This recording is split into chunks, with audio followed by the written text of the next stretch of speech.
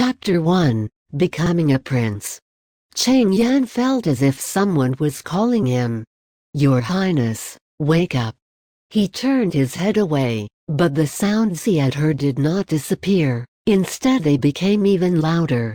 Then, he felt someone gently tug on his sleeve. "Your Highness, my royal prince." Cheng Yan opened his eyes immediately.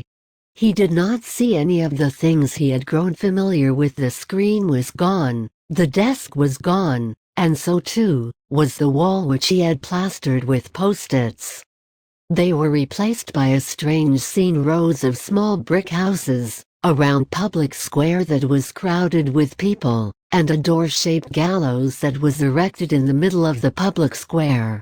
He was seated on an elevated platform from across the square.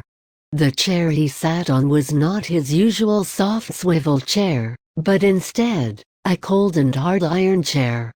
Sitting alongside him was a group of people whose gazes were fixated upon him. Among them were a few young women who were dressed as medieval ladies like what he had seen in Western movies, and they were busy giggling among themselves. "Where on earth is this? Wasn't I working urgently on my blueprints?" Cheng Yan's mind was vacant, perhaps caused by 3 consecutive days of working overtime that had pushed him to the limit mentally and physically. All he could remember was when he finally broke down, his heartbeat began to palpitate unsteadily, and he wanted nothing but to lie on the office table for a brief rest. "Your Highness, please announce your verdict soon." The speaker was the person that had quietly tugged on his sleeve. His face was old, seemingly in his 50s or 60s, and he wore a white robe. At first glance, had a little resemblance to Gandalf, from The Lord of the Rings. "Am I dreaming?" Cheng Yan thought as he licked his dry lips. Verdict? What verdict? He soon knew.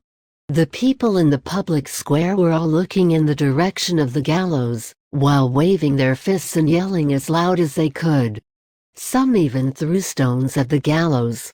Cheng Yan had only ever seen such an ancient instrument of death in movies. The gallows of 2 pillars extending upwards about 4 meters from a raised base. The top ends of the 2 pillars were connected by a crossbeam, which was embedded with rusty metal rings for a thick yellow hemp rope to travel through. One end of the rope was tied to the frame of the gallows, and the other end was tied around the felon's neck.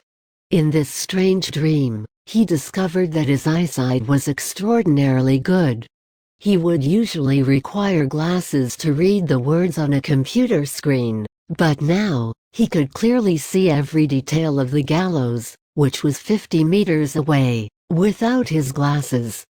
The felon was hooded and her hands were tied behind her back. Her shabby gray garment was akin to a piece of rag. Her body was so emaciated that her ankles, the only part of her body which was exposed, seemed like they could be broken by pinching them. It was her faintly bulging chest which gave away that she was a female. She shivered terribly in the cold wind, yet she was observably trying hard to maintain her straight posture. "All right then," Cheng Yan thought to himself. Exactly what crime did this woman commit that so many people are waiting with indignation for her to be executed? As he pondered, memories suddenly came flooding back to him, and the answer to his question abruptly appeared in front of him. Cheng Yan's memories appeared, almost as if they'd suddenly been turned on, and he realized the cause of the situation, and the answer to his question, at almost the same time. She was a witch. Witches had degenerated after falling to the temptation of the devil and are now the incarnation of impurity. "Your Highness?" Gandalf urged cautiously. Cheng Yan glanced at the old man. "Oh, actually, he's called Baraf and not Gandalf. He's the Assistant Minister of Finance, and was sent here to assist me with government affairs. As for myself, I'm the 4th prince of the Kingdom of Greycastle, named Roland, and I'm in charge of this place called Border Town." It was residents who caught and arrested the witch, and immediately brought her to the police station. No, it was the court of justice. The warrant to execute the witch would typically have been issued by the local lord or bishop, which, in this case, would mean me. His memory answered every question he had indiscriminately.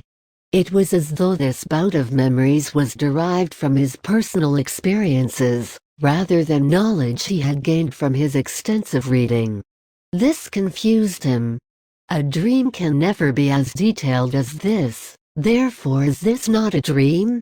Could it be that I have traveled back in time to the dark ages of medieval Europe and became Roland? Have I transformed from an ignoble draftsman to a dignified prince? Albeit this piece of territory seems barren and backward, and I've never seen the name Kingdom of Greycastle in any history book. Well, what should I do next? I shall leave aside the question of how something scientifically impossible like time travel happened. Right now, I need to end this circus. Before civilization, it was common to assign the blame for disasters and misfortune to these pitiful witches, but Cheng Yan could not accept that they had to be executed as well to satisfy the dark desires of the audience. He snatched the formal written orders from Barof's hands, tossed them on the ground, stretched his arms and said languidly, "I'm tired. The judgment shall be postponed to another day." Courts dismissed. Cheng Yan did not act recklessly or without thought. Instead, this was in accordance with his memory's detailed recollection of the way that the prince behaved, and all he did was reenacting their willful manner. The fourth prince, Roland, was indeed this screwed up and abominable, and did whatever he wanted. Certainly, it was impossible for a 20-something unruly prince to be well cultivated. The members of the noble who sat with him seemed unsurprised, but a tall man wearing a suit of armor stood up and argued. "Your Highness, this isn't a joke. All witches should be put to death immediately upon being identified, or else, what can we do if other witches attempt to save her? The church will get involved if they know of this. Carter Lannis. This handsome man is my chief knight." Cheng Yan frowned and replied, "Why? Are you scared?" His voice, which was full of blatant mockery, sounded natural. How could a man, whose arms were thicker than a normal person's body, be worried about witches breaking into our prison? Does he really think that witches are the mouthpiece of the devil? Won't it be better to catch a few more witches? As Carter remained silent, Cheng Yan signaled to his personal guards and left. Carter pondered for a moment before he decided to catch up with the guards and walked beside Prince Roland. The other nobles stood up and paid their respects to the prince, but Cheng Yan could see the disdain and contempt in their eyes. Back in the keep, which was considered to be the castle in the south of Border Town, he ordered his guards to deny entry to the anxious assistant minister so that he himself could finally catch a brief respite. As a person who had usually spent 90% of his time sitting in front of a computer, he had outdone himself by speaking in front of such an audience. Using his newly gained memories, Cheng Yan located his bedroom, and then sat on the bed for a long rest which allowed his heartbeat to regain normalcy. At the moment, the most important matter was to clarify his situation. Why is the prince not residing comfortably in King's City, but instead sent to this desolate land? The answer popped up spontaneously and left him a bit flabbergasted. Roland Wimbledon was sent here to contend for the throne. It all started when the King of Greycastle, Wimbledon III, quizzically proclaimed, "The heirship of this kingdom will not be based on age, but instead, the capability to govern." He then dispatched his grown-up sons and daughters to govern different territories, and after 5 years, he would decide his successor based on their level of governance. Although the ideas of meritocracy and gender equality sounded progressive and futuristic, it was difficult to implement in reality. Who could guarantee that each of the 5 children faced the same initial conditions? After all, this was not a real-time strategy game. According to his new knowledge, the second prince was given a much better territory than Border Town. In fact, among the 5 of them, none had a place as bad as Border Town, and thus he had a huge disadvantage. Furthermore, he wondered how the level of governance would be assessed. By population? Military power? Economic standing? Wimbledon 3 did not mention his criteria, nor did he put the slightest restriction on their methods of competition. In case someone secretly assassinated the other candidates, what would he do? Would the queen stand by and watch as her children kill one another? Wait. He carefully recalled another memory. That's right, another piece of bad news is that the queen died 5 years ago. Cheng Yan sighed. This was obviously a barbaric and dark time during the feudal era. The way that people wanted to kill witches recklessly was enough to give him a few hints. Yet, even if he did not attain heirship, he would forever be a blood prince of Grey Castle, and would be the lord of a realm for as long as he lived. Furthermore, so what if I become the king? There isn't internet or other comforts of modern civilization. Like the locals, the only fun thing I've to do is burning witches. And living in a city where shit is excreted and dumped anywhere and everywhere, won't I eventually die of the Black Death? Cheng Yan suppressed his chaotic thoughts and walked up to his bedroom mirror. The man looking back at him in the mirror had light gray hair, which was the royal family's most distinctive feature. Although his facial features were regular, his face lacked a proper shape and seemed devoid of royal disposition.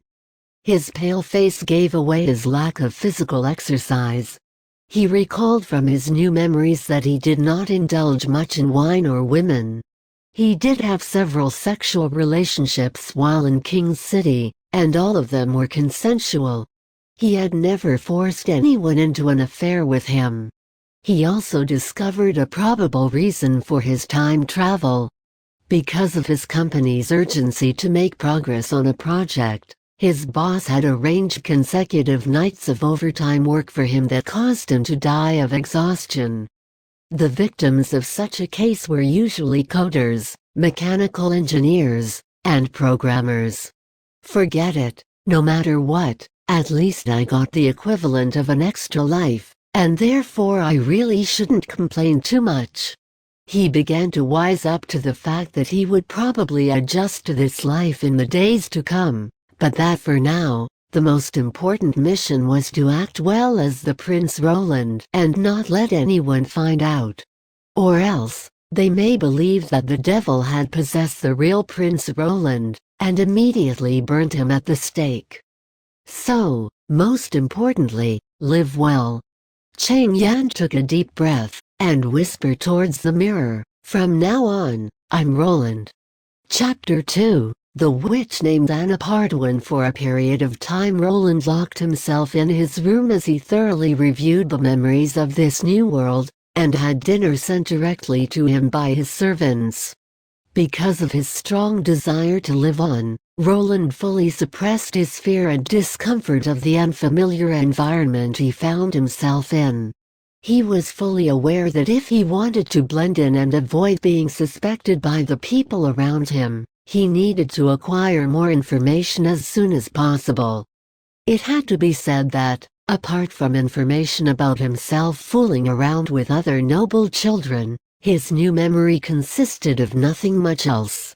He was unable to recall any information of value, such as knowledge of the aristocracy, the political situation in his own country, or the diplomatic ties with neighboring countries. Although he had some general knowledge such as city names, and the years of significant events, they were completely different from the history of Europe that he knew previously. It therefore appeared evident to him that he had absolutely no chance of obtaining the throne. Perhaps the king of Greycastle himself was aware of this, and because of that, he sent Roland to this hellish place. Even if he made a mess of things, it would not cause too much damage. The next memories that Roland recalled were regarding his brothers and sisters, and what he found left him unsure whether to laugh or cry. Roland's eldest brother, the first prince, was a great fighter. His second brother was sinister and scheming, his third sister was aggressive and savage, and his fifth sister was extremely smart. What should he say? After living with them for more than a decade, his impression of them could be summed up in a few words. He knew nothing about the extent of their power, their subordinate officers, or their skills and talents. Just 3 months into his leadership of Border Town, the noble had already stopped concealing their disdain and contempt towards him. It was evident that the fourth prince wasn't cut out to be a leader. Fortunately, when he left King's City, he was accompanied by 2 assistants, one for civil issues, and one for military issues, who were provided by the king, or else it would have been a much bigger mess. When Roland woke up the next morning, he was repeatedly reminded by his maid, Tyre, that Assistant Minister Baroff wanted to see him. Realizing that he could put it off no longer, he groped the maid's behind twice, as he recalled it was customary of the original Roland to do so, and told her to inform Baroff to wait in the sitting room. He saw Tyre's face flush a bright red as she walked out the door. Suddenly, Roland thought, since Border Town is primarily involved in farming, is there a system of any sort in place? He yawned and mentally repeated the word system many times in his head, but could not think of anything. Indeed, novels were all fiction. Baroff was waiting restlessly in the drawing room. The moment Roland appeared, he immediately hurried towards him and asked, "Your Highness, why didn't you order the execution yesterday? 1 day earlier or 1 day later, what's the difference?" Roland said as he clapped his hands to order the servants to bring breakfast in. "Have a seat and let's talk." It was in line with his memory that the chief knight preferred to ask questions in front of other people, while the assistant minister usually chose to talk in private. In any case, he could trust both of them to be loyal to him, even though they probably did so as part of their duty to the king. "Just 1 day may be enough for other witches to appear, Your Highness. This isn't like any other trivial matter, you cannot act as recklessly as before," Baroff cautioned. "Why are you also saying this?" Roland asked while frowning. "I thought you could distinguish between rumors and facts." Baroff looked bewildered. "What rumors?" "That witches are evil and are the devil's emissaries," Roland replied glibly. "Isn't this part of the church's propaganda? If we don't want them to interfere in our affairs, we should do the opposite of what they say. We shall deliberately not hunt down witches, and instead publicize to our citizens that these are all shameless rumors spread by the church." Baroff was shocked. "But witches are really evil?" Roland asked in reply. "How so?" The assistant minister remained silent for a moment, as if he was guessing whether the prince was purposely making fun of him. "Your Highness, this problem can be discussed later. I understand that you don't like the church, but this way of causing conflict is counterproductive." Roland curled his lips. It seemed that reversing this myth about witches could not be done overnight, and he decided not to dispute it further for now. Breakfast finally arrived on the table, consisting of fried bread, fried eggs and a carafe of milk. He first poured a full cup of milk and offered it to Baroff. "You haven't had breakfast, right? Let's eat as we talk."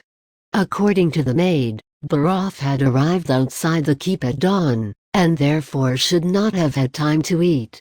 While he'd decided to imitate the former prince's way of life, and he'd also decided to begin to change the way people perceived him a bit at a time.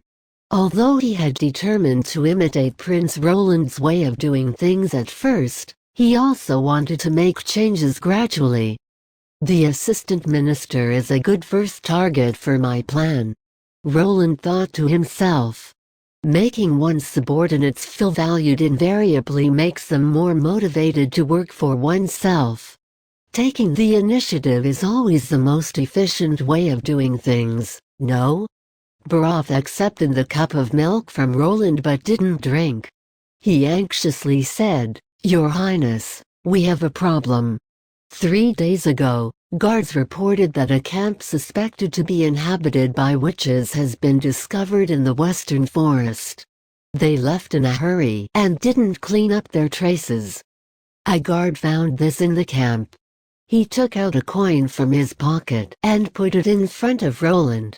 This was not a common currency seen in the kingdom, at least according to Roland's memories, and he had never seen such a coin. In fact, it did not appear to be made of metal. He pinched the coin in his hands and was surprised to feel that the coin was becoming warmer. The heat definitely did not come from the assistant minister's body, as it was above 40 degrees Celsius at least, and it made him think of heating pads. "What is this?" Roland asked. "I thought it was just some foul trinket that a witch made, but it's actually more serious than that." Barov had to pause to wipe his forehead. The printed pattern is known as the insignia of the Sacred Mountain and Magic Eye, which is the emblem of the Witch Cooperation Association. Roland rubbed the coin's uneven surface, and guessed that it was probably made of fired ceramic. Indeed, he saw that in the center of the coin was carved a mountain-shaped pattern. It was formed by 3 juxtaposing triangles, and the image of an eye was placed in the space between the triangles. The pattern's contour lines were very crude, and therefore he judged that it was polished by hand. Roland attempted to recall the 2 terms insignia of the Sacred Mountain and Magic Eye and Witch Cooperation Association, but did not discover any relevant information. It seemed that Prince Roland knew nothing about occultism. Neither did Barov expect Roland to have any knowledge about this. He continued, "Your Highness, you haven't seen a real witch before, so it's understandable that you're unimpressed. Like us, they can be hurt. They bleed, and aren't any harder to kill than the rest of us, but that's only for witches who don't have resistance. The lifespan of witches who receive the devil's power would shorten greatly, but they would obtain a terrible amount of power which ordinary people are unable to rival. Once the witches are fully developed, our armies will suffer greatly. Their appetite for disaster is extremely difficult to restrain or suppress, and they've already degenerated into the devil's minions. The church therefore formed a punishment army, which would arrest and execute any woman who was discovered to have the slightest chance of transforming into a witch. The king has approved of this decree, and in fact, these measures have been highly effective, and the incidence of witches wreaking havoc have greatly declined in comparison to 100 years ago. Rumors about the Holy Mountain, or rather, the gates of hell, were derived from an ancient book of that era. Roland, while gnawing on his bread, sneered in his heart continuously. Although the histories of this world and the world he was from were very different, their historical trajectories were surprisingly similar. The church was still the church. He understood that religion was the real devil's minion and the real source of evil. Executing a person because a small sign was discovered, and using God's name to set laws, and then to arrest, trial and sentence a person, were in itself a form of degeneration. The Prince Roland's memories of the church's misuse of authority corroborated with his views.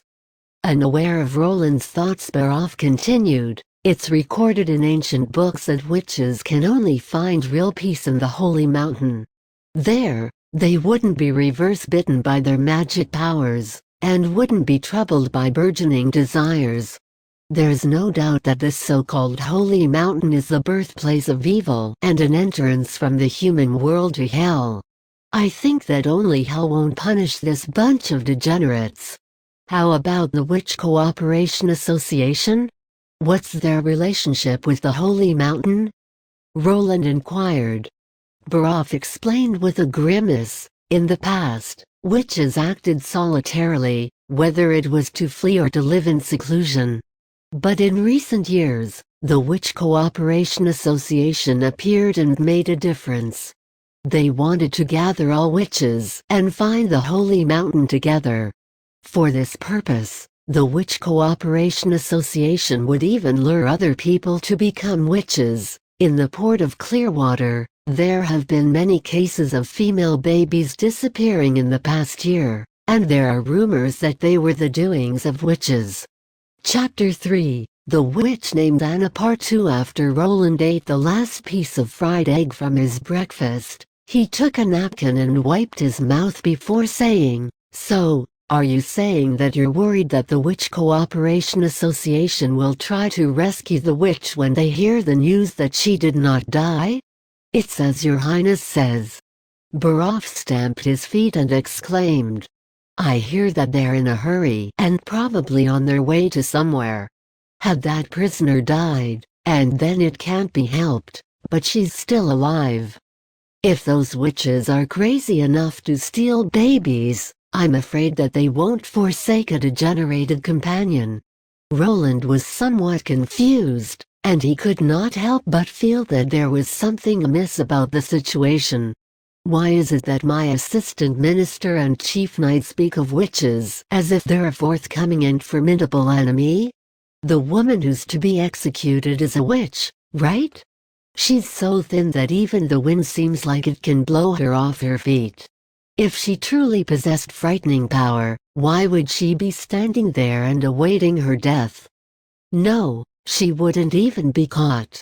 According to the church's explanation, she's a devil incarnate, and therefore the punishment army and other military troops would suffer losses if they fought her. Yet, she was caught by the normal citizens of Border Town, and was tortured by every means possible up until she was led to the gallows, but there was still no sign of her frightening power. How did she get caught? Roland queried. I heard that when the North Slope mine area collapsed, she revealed her identity in order to escape, and was then captured by angry villagers, Baroff answered. I've a certain impression of this matter, and it happened right on the day before I traveled through time, Roland thought. How did she reveal herself? The prince asked aloud. Well, I'm not sure. The assistant minister shook his head and said, the situation was very chaotic, and it could be that someone saw her using witchcraft. Roland frowned as he asked, aren't you able to investigate the situation properly? Your Highness, our priority is to restore the production of the mining area. The assistant minister retorted. Half of our revenue is derived from the iron mine, and what's more, the guards have confirmed that someone at the scene was killed by witchcraft. What kind of witchcraft? Roland asked, becoming more interested than before. The head and a large part of the body were spread out on the ground, as if they were melted. They reminded people of burnt-out black candles. Baroff's face was filled with disgust. Your Highness, you wouldn't want to see such a scene. Roland played with his silver fork as he pondered over the issue. Historically speaking, most of the victims who were hunted by the Witch Cooperation Association were innocent people, and thus, the witches bore the brunt of the church's and the ignorant people's anger. In truth, a small percentage of witches had sought their own deaths. This group of witches dressed bizarrely, and spent their days mixing all kinds of materials in large pots, claiming that they could predict the future and knew the conclusion of life and death. They based their legitimacy around a few tricks, for example, making use of a natural flame reaction to prove that they had obtained the power of God. To a modern person, these were nothing but some simple chemistry tricks, but in medieval times, it was easy to mistake them as godly phenomenon. As for melting people, the first thing that Roland thought of was a chromic acid solution. However, the preparation for this was tedious and the process itself required the entire human body to be immersed in the chromic acid. Furthermore, the melting effect was definitely not as strong as the melting of candle wax. And chromic acid was the strongest of the known acids. Then how did she do it? If she relied on alchemy, that meant she could have been a chemist, which was very rare in the whole territory, but if not, Roland thought until here, and then said in a determined tone, "Take me to see her." The assistant minister stood up in a flurry and accidentally knocked over the cup of milk that he had not drank. "Your Highness, you want to see the witch?" "Yes, this is a command." Roland looked back and smiled at the assistant minister. In a way, he was thankful for Prince Roland's unreasonable style. As Roland walked over to the door, he suddenly paused and asked, "Right, I always wanted to ask why we use the gallows." "What?" Roland reiterated his question, "Why the gallows? Shouldn't witches be burned at the stake?" Baroff seemed puzzled. "Is that so? But she's not afraid of fire. There was only one dungeon in Border Town, because such a barren land could not afford to upkeep too many prisoners. Most criminals would face trial within a few days and either be released or executed." In addition to Baroff, the prince was followed into the dungeon by the chief knight, the prison warden, the castellan and 2 guards. The dungeon had a total of 4 floors, and its walls were made of hard granite blocks. It was Roland's first time in this kind of place. He noted that the deeper down he went, the narrower the hallway became, and the lesser the number of cells. He imagined that the builders probably dug a pit in the shape of an inverted cone first, and then piled it up with layers and layers of stone. This type of crude engineering project would naturally not provide for a good drainage system. The ground was always very wet and muddy flowed down the stairs, all the way to the last floor. The witch was imprisoned in the bottommost floor of the dungeon. Every floor down they went, the stench in the air became thicker. "Your Highness, you're risking too much by doing this. Even though she's sealed with God's locket of retribution, it isn't completely safe." It was Carter Lannis, the chief knight, who spoke. As soon as he learned that the prince was planning on visiting the witch, he immediately rushed over and pleaded with the prince to turn back. He did not accept the prince's command and refused to leave, not when the prince seemed to blatantly disregard his own safety. How could such a tall and handsome man be such a bugbear? Roland thought. He wished that someone would just sew Carter's mouth up. If you don't even dare to look evil in the eye, how will you have the courage to defeat it? "I thought you knew that," he said. "Before fighting evil, one must know one's strength. Reckless behavior is not courageous," Carter rebutted. "You mean to say that you'll uphold justice against an inferior enemy, but turn a blind eye to a superior enemy?" Roland challenged. "No, Your Highness, I mean," Carter stammered. "Before this, you were afraid of a witch raid, and now you're even afraid to see a little girl. My chief knight is indeed one of a kind." Although the chief knight was talkative, he was not proficient in debate, and thus was helpless against a smooth talker like Roland. Soon the party reached the bottom floor of the dungeon. This floor was many times smaller than the ones above, with a total of only 2 cells. The castellan lit the torches on the walls, and as the darkness faded, Roland saw the witch curled up in one corner of her cell. It was already late autumn and the temperature in the dungeon was low enough for people to see white fog when they exhaled.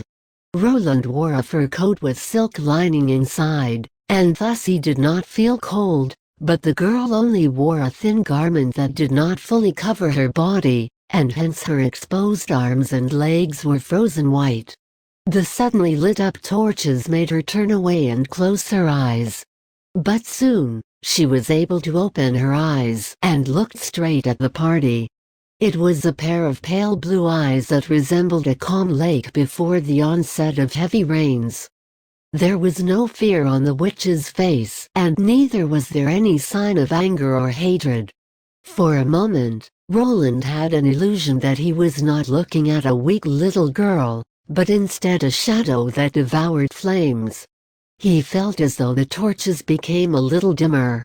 The girl tried to stand up against the wall, but her sluggish motion made her seem as if she could fall down at any time.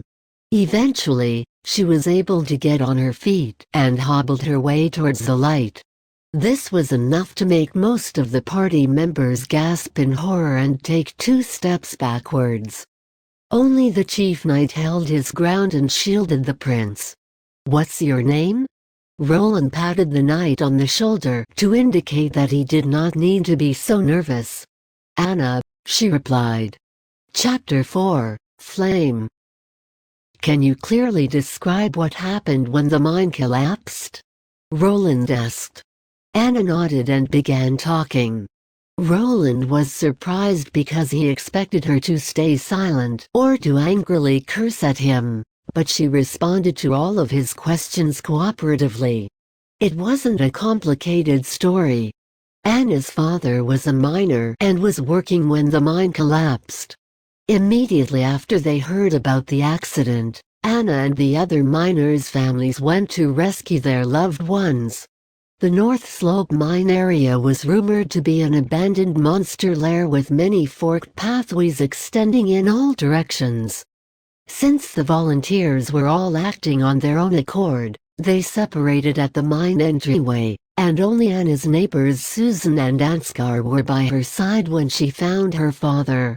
Her father's leg was crushed under a cart filled with ore, rendering him motionless, but at his side was another miner patting him down for money. When the looter saw them, he rushed at Ansgar with a pick and knocked him to the ground, but as he was about to strike her, Anna killed him first. Anna's neighbors vowed to keep her secret and helped Anna rescue her father.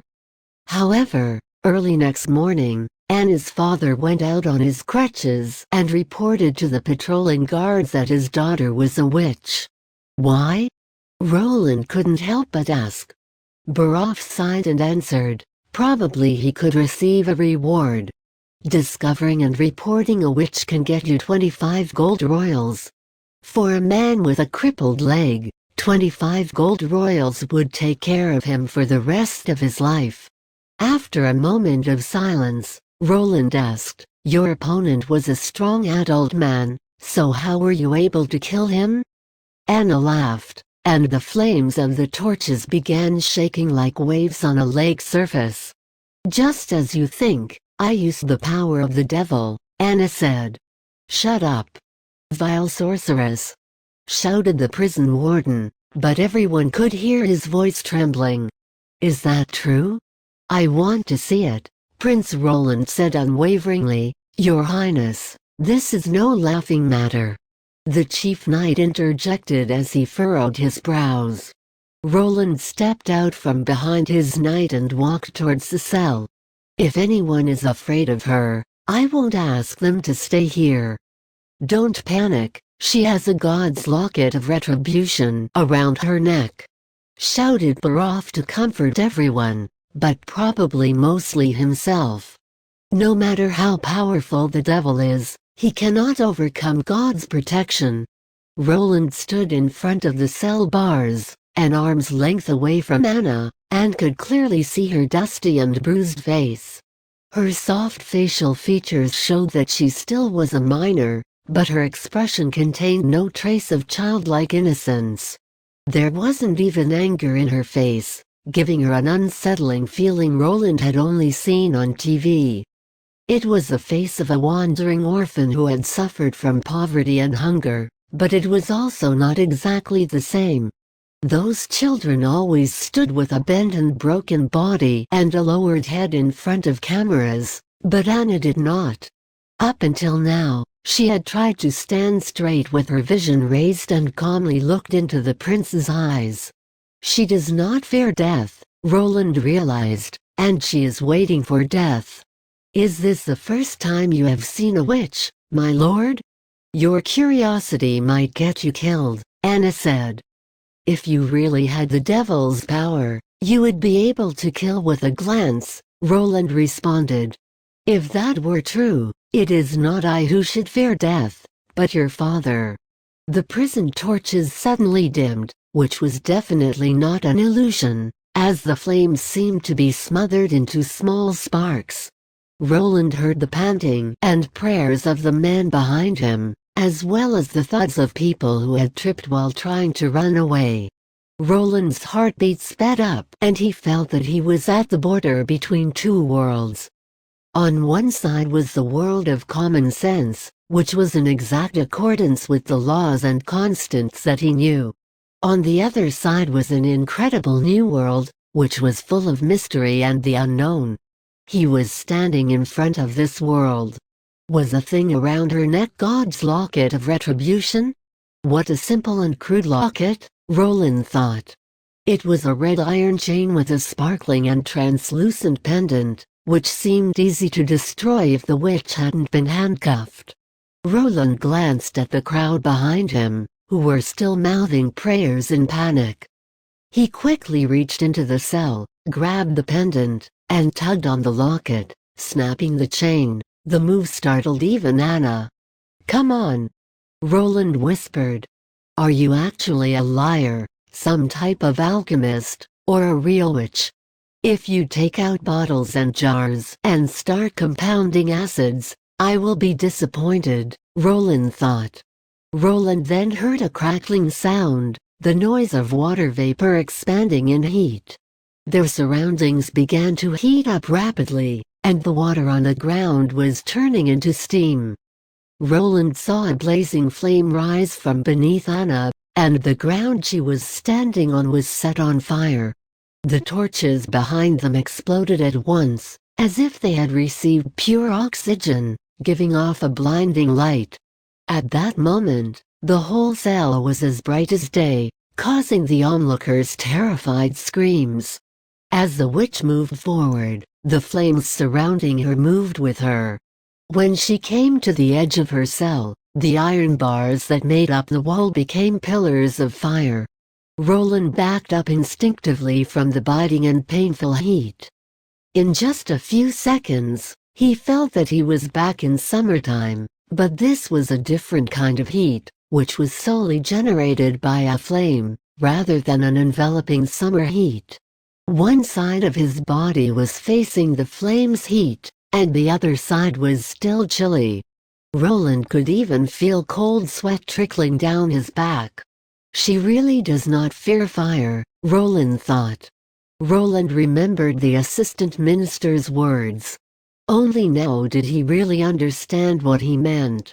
If she is an actual flame, how could she fear herself? Soon, the iron bars turned from crimson to a light yellow and began to melt. This meant that they were being heated to over 1,500 degrees Celsius, a temperature that seemed practically impossible to Roland to achieve without insulating measures. Like the others, he backed away from the cell, holding himself firmly against the furthest wall. If he had not done this, the heat of the melting iron would cause his clothes to combust even without direct contact. Even Anna's clothes were reduced to ashes and replaced with a ball of flames. After what seemed like eternity, the flames disappeared. All that was left were a couple torches quietly burning on the wall as if nothing had happened, but Anna's burned clothes, the hot air, and the twisted prison bars all proved that this wasn't an illusion. Besides Roland and the chief knight, The other men had all collapsed to the ground, and the prison warden was so scared that he soiled his pants. Anna now stood naked outside the cell, and her arm shackles were gone. She did not hide her naked body, her hands hanging naturally at her side and her blue eyes appearing as peaceful as before. "Now that I have satisfied your curiosity, my lord," she said, "can you kill me now?" "No." Roland stepped forward, wrapped his coat around her, and said with a forcedly gentle tone, "Miss Anna, I want to hire you." Chapter 5, Reasons. The second law of thermodynamics: heat can never pass from a colder to a warmer body without causing other effects, or it is impossible to convert heat from a single source into work without causing other effects, or entropy always increases in an irreversible heat reaction. Roland carefully wrote this down using the language of this world. At a glance, the text resembled a moving earthworm, and he really didn't understand how the locals could learn so many complicated characters. If asked which of the physical laws was the most depressing, Roland would definitely choose the second law of thermodynamics. It states that heat will always pass from high to low temperatures, thus adding chaos to order and increasing entropy. Eventually, everything will become nothing and the universe will become morbidly silent. Somehow, this world was exempt from the issue of increasing entropy. It could produce magic power out of nothing, which was much more impressive than a perpetual motion machine. The forces of evil? Roland scoffed to himself. The people here don't see the nature of this power, which could possibly change the entire universe. Of course, he could start by changing this small border town. Roland hummed a tune, tore up the paper he had written, and threw it into the fireplace, where it was reduced to ashes, feeling a sudden joyous freedom. The assistant minister was confused by Prince Roland's actions, but fortunately for Roland the old prince had always acted this strangely, and Baroff could see that the prince was in a good mood. "It's been done. The witch was hanged at noon," reported Baroff. "Good. Could anyone tell?" Roland asked. "Well, writing, all of the condemned wear hoods anyways. In order to prevent trouble with the Holy Church and the Witch Cooperation Association, Roland ordered the prison warden to find a death row criminal with a similar figure and use her to replace Anna at the gallows. Besides the chief knight and assistant minister, everyone who was with them in the dungeon was given 20 gold royals of hush money, which was a huge amount for them. Baroff even suggested killing all of the witnesses to ensure total silence, but Roland rejected this. He knew he couldn't prevent this secret from spreading, but this didn't matter because he actually wanted someone to spread the word, just not now. He would clash with the church sooner or later, since he couldn't tolerate those idiots would waste such valuable resources. If other witches heard there was a town where they could live freely and even get special treatment, what would they think? No matter the era, talent and human resources were the most important. "Good," Roland said, "and next I need you to give me a summary of the past year's trade, taxes, and expenditures. I would also like you to record the numbers and sizes of steel, textile, and pottery workshops in the city.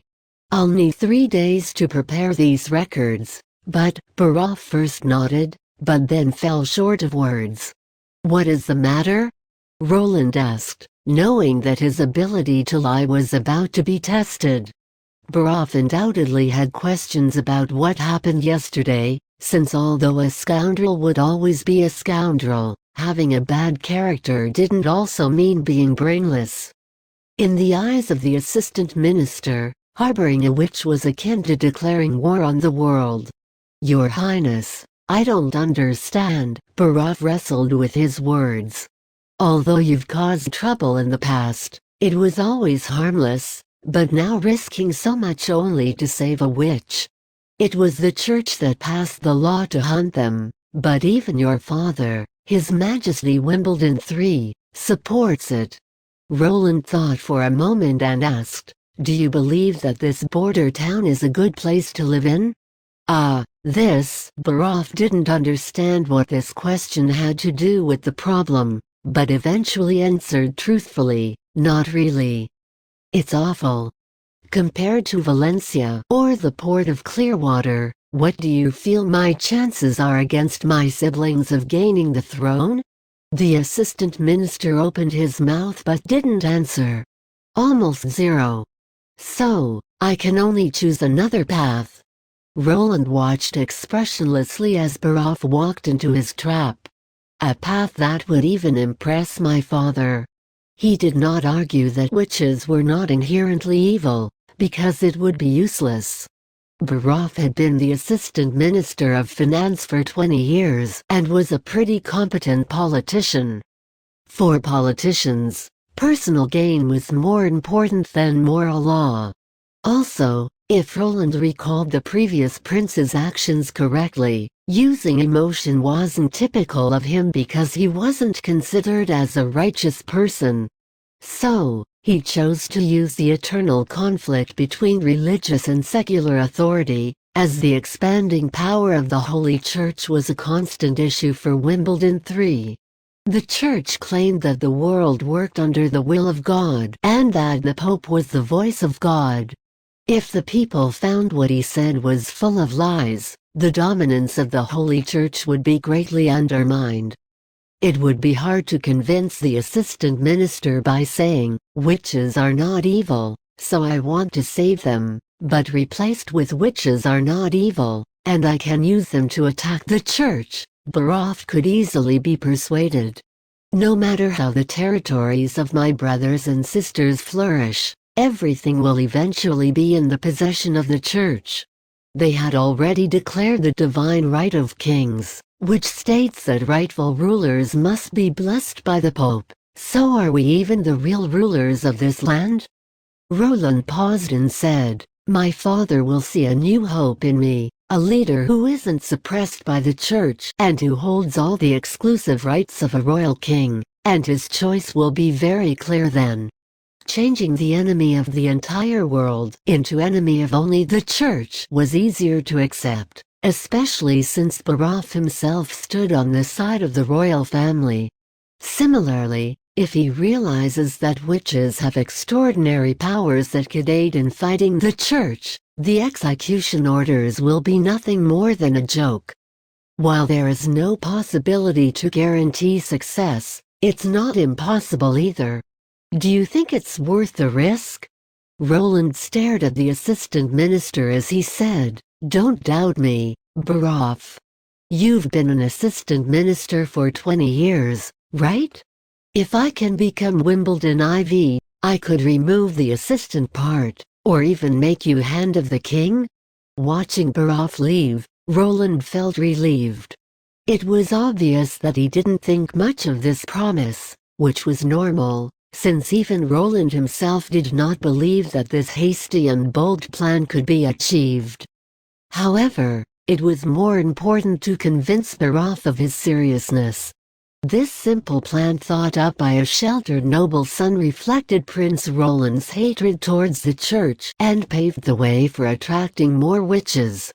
As for his real thoughts, even if Baroff knew, he wouldn't be able to understand them. Roland summoned the maid.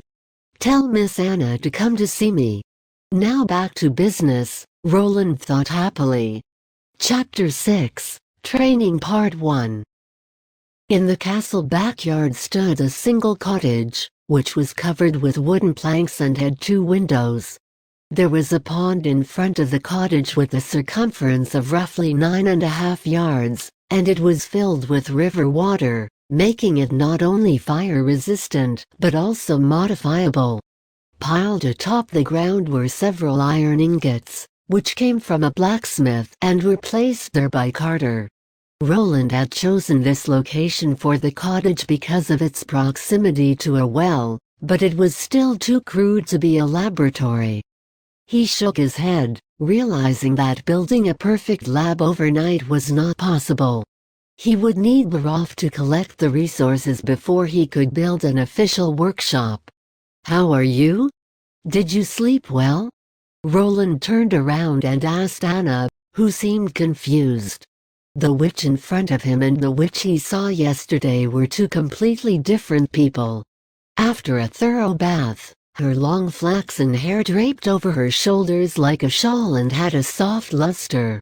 Her skin glowed with vitality, and a light dusting of freckles on the bridge of her nose added a youthful vitality to her face. Her body was still so thin that a strong breeze could topple her, but her cheeks were rosy and the bruises and marks on her neck had faded.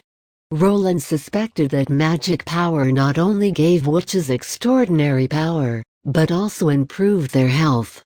Anna's recovery rate was much faster than the average person's. "Since you experience so much difficulty, you should be allowed to rest for a few days, but our time is limited, so I'll make it up to you later." Roland walked around the girl. "Does your dress fit well?" Anna wore clothes that he had carefully selected to satisfy his lewd tastes. The protective clothing that iron workers wore was too thick and unsuitable for her, while the elegant and classy robes many mages wore in games actually restricted mobility and would quickly be turned to ashes. As for maids' dresses, was there any better clothing than this?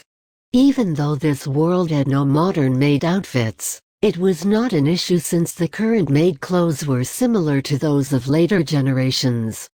Thus, Roland took a set of clothes from Tyre and cut it to Anna's size, shortened the skirt, shortened the sleeves, folded the collar, and added a bow, thereby creating the new witch uniforms.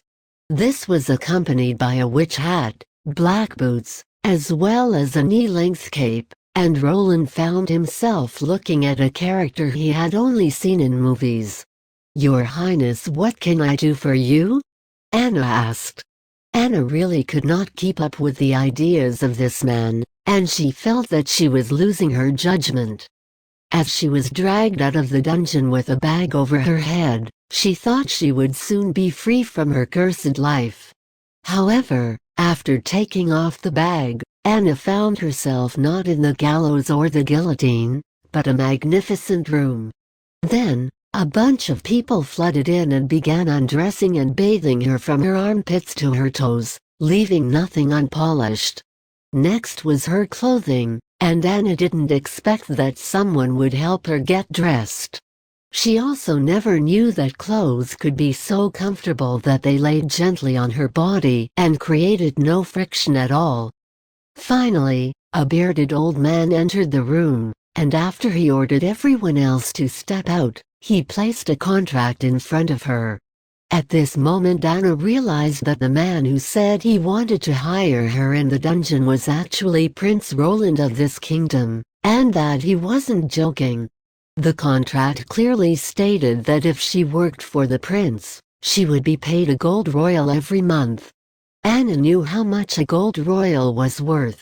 Her father's pay as a miner was determined by the amount of ore he mined, but even his best haul was only worth 1 silver royal. 100 silver royals were equal to a gold royal, and this still depended on the purity of the silver royals. So, was her job to sleep with the prince? Anna had heard the maids whispering this while she was bathing, but she didn't think she was worth this price. Her blood was tainted by the devil, so anyone who knew of her identity avoided her at all costs.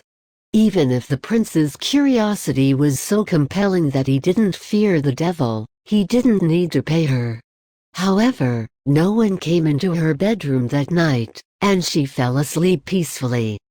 It was the softest bed Anna had ever slept in, so she lay down and immediately fell asleep. When she woke up the next day, it was already noon, and lunch was being served in her room, consisting of bread, cheese and steak. She had been ready to die, but after tasting the luxurious meal, Anna could not but start to cry. The sauces and seasonings exploded in her mouth with a strong spicy flavor mingled with a sweet taste, attacking her taste buds suddenly. She felt that the world was a little bit brighter. Anna felt that if she ate this food every day, she would even have more courage to fight the demons that attacked her body. Standing in this garden that looked nothing like her prison cell, Anna secretly made up her mind. Since the prince needed her, whether it wearing strange clothes, or even using the devil's power, she was willing to try. So, she repeated her question, but without hesitation this time. "Your Highness, what can I do for you? Right now, I want you to learn to control your own strength. Practice it over and over until you can send out and retract your flames freely." "You mean the devils?" "No, no, Miss Anna." Roland interrupted her. "This is your power." The witch blinked her beautiful blue eyes.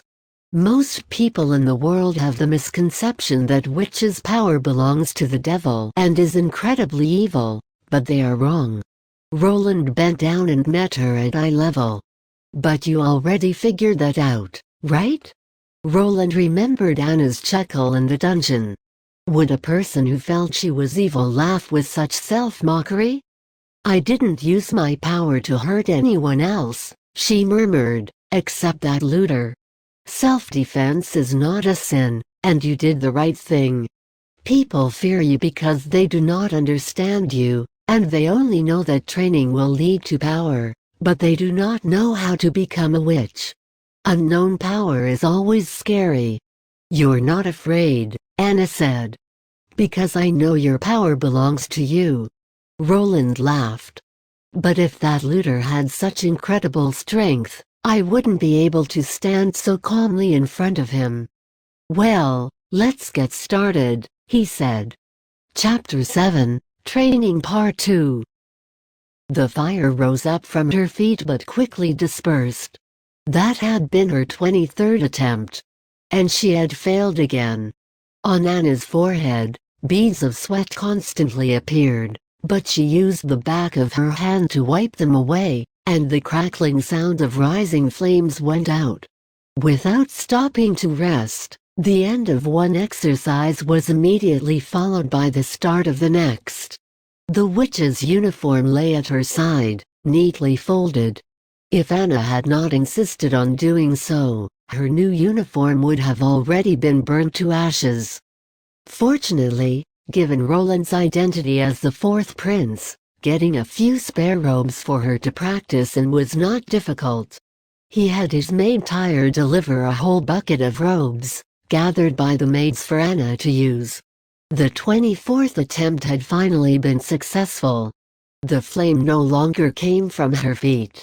Instead, it appeared in her hands. She gingerly moved her arm to try and have the flame go to her fingertips, but the flame suddenly shook twice and engulfed her arm, setting her sleeve on fire, spreading from the sleeve to engulf the whole robe.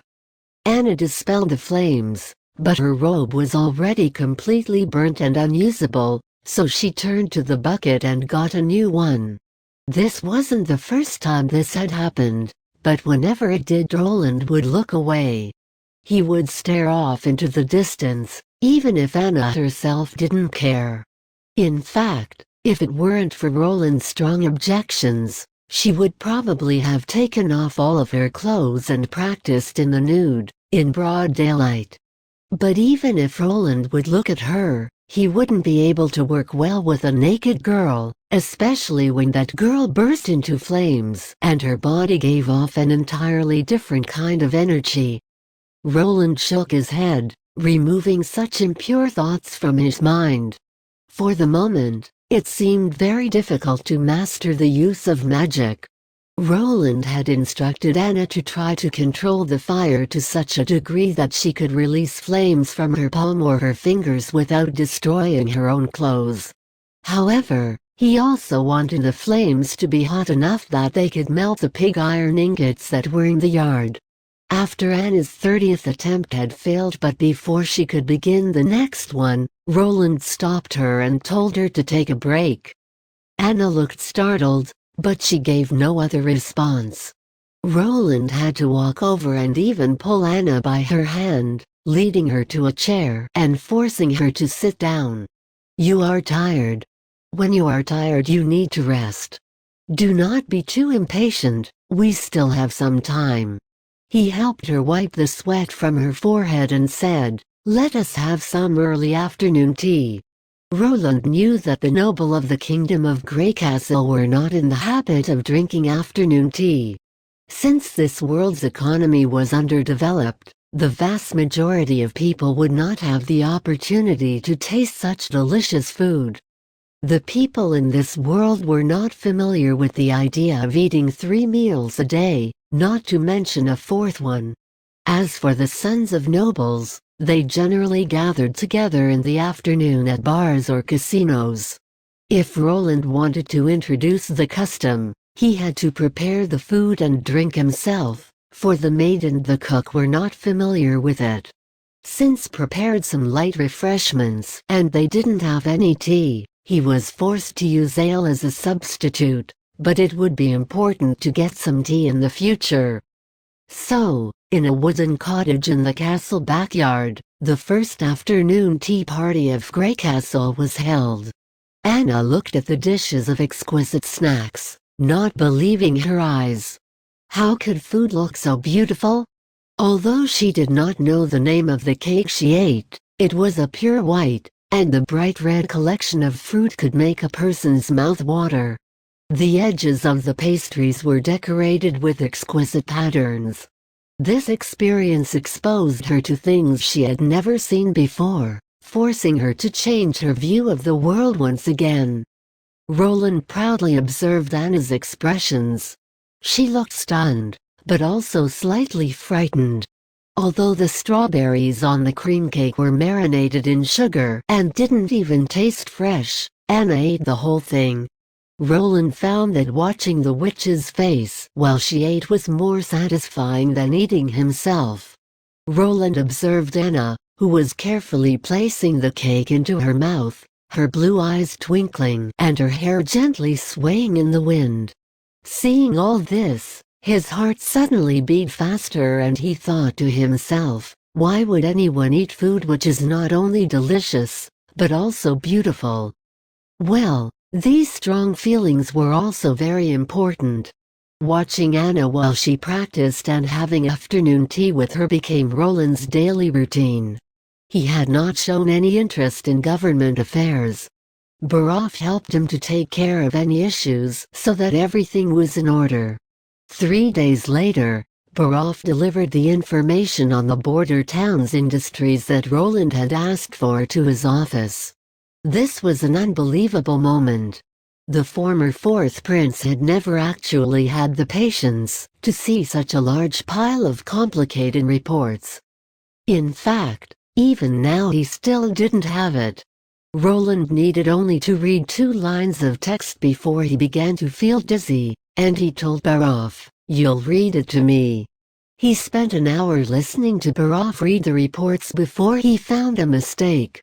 Why did the border town have no trade revenue or annual taxes in the winter?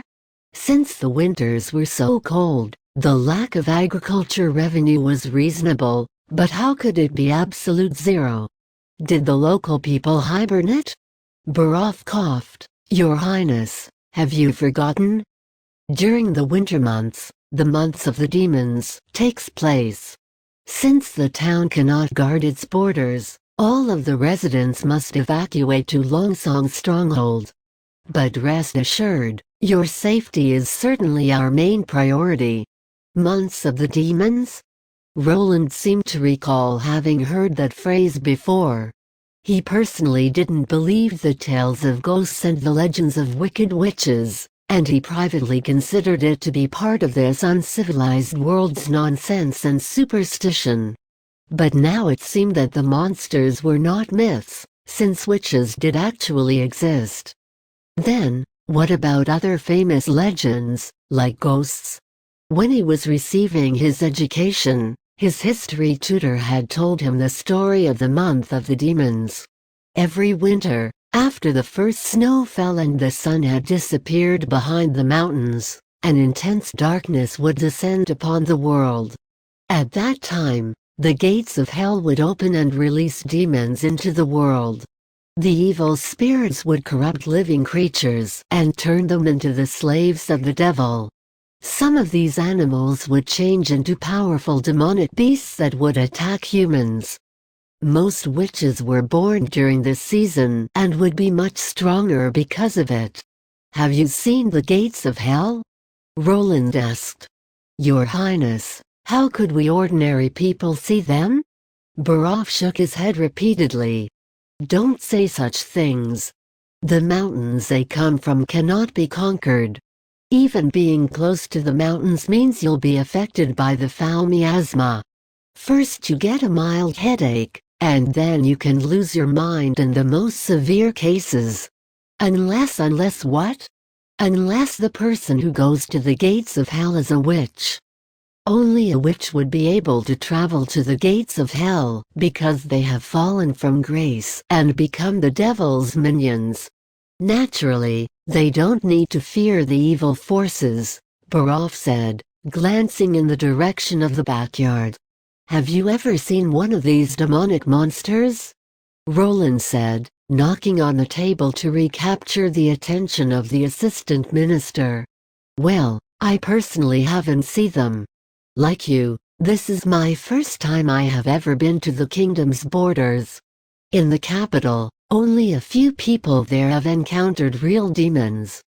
If he needed to evacuate once a year, how would Roland be able to develop the border town? He initially thought that the border town was a barren land, but that it could be developed. That now seemed to be a pipe dream. Since we can hold of the demonic beasts at Longsong Stronghold, and since they aren't invincible and they can be killed, then why can't we defend this border town as well? Longsong Stronghold has a very high wall. Also, Duke Ryan's elite troops are stationed there. It is nothing like this border town. This small town cannot be compared to it," Barov explained. "First, the border town was established to provide an early warning to the stronghold. Therefore, the town was set between the North Slope Mountain and the Redwater River. It seemed that the border town only existed to slow down the demons. It was the only path they could take to reach Longsong Stronghold." Roland laughed at his bad luck. Chapter 8, Months of Demons Part 1. If Roland wanted to develop the border town, he would have to put down roots. Even though the area was a wasteland, it could easily be reclaimed and improved. If the size of the territory was too small, people could expand outwards.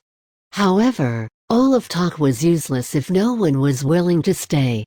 If they could be forced to abandon their land at any time, then who would be willing to purchase it? Who would want to improve it? After the assistant minister left, Roland called in Chief Knight Carter and ordered, "Assemble your men and go and find some of the local guards, hunters and farmers who have lived here for more than 5 years. Ask them if they have experienced the months of the demons. If you find someone who has fought a demon, that would be even better." After the knight saluted and left, Roland rubbed his forehead and continued to look at the data compiled by the assistant minister. The border town primarily exported products from hunting and mining, and mainly imported food. Everything was transported directly along the Redwater River to Longsong Stronghold or Willow Town. The mining exports included all kinds of minerals, such as iron, copper, sulfur, crystal, ruby, and sapphire, etc. This was completely against the concept of associated minerals. He thought about what Anna had said to him. The North Slope mine area was rumored to be an unknown underground lair, and until now there had been no proven bottom to the mine. It was also unknown how far the mine extended. The minerals the town exported weren't paid for with the kingdom's gold royals, but instead they were traded for the foodstuffs that arrived.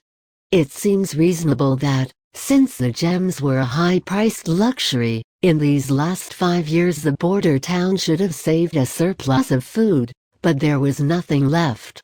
In other words, the annual mining production of the border town was only enough to feed 2,000 people. Before the prince had arrived, the border town had been governed by the duke, who also controlled Longsong's stronghold. It was him who had set up this arrangement. In his opinion, it would save food and also created a warning system for the monsters. The fur trade was how the local people made their living. They ventured into the misty forest to the west and hunted birds and other animals. They then sold the animals to the acquirers of Longsong Stronghold or to the residents of Willow Town. No transactions took place in the border town and so no taxes were collected. Roland thought that, since he had come, this practice could not continue. Minerals would no longer be paid for with food. The Redwater River ran through the whole kingdom, and anyone could use it. It was essentially a highway. Even if they no longer bought food from Longsong Stronghold, there were other places they could trade with. However, this was all built upon the premise that he could stay in the border town and hold off those damn monsters. Carter worked quickly and by the next day he had found 2 local guards and a hunter. He reported, "These 2 men are part of the town patrol. Every year they are responsible for lighting the beacon." The hunter said he has crossed paths with the demons.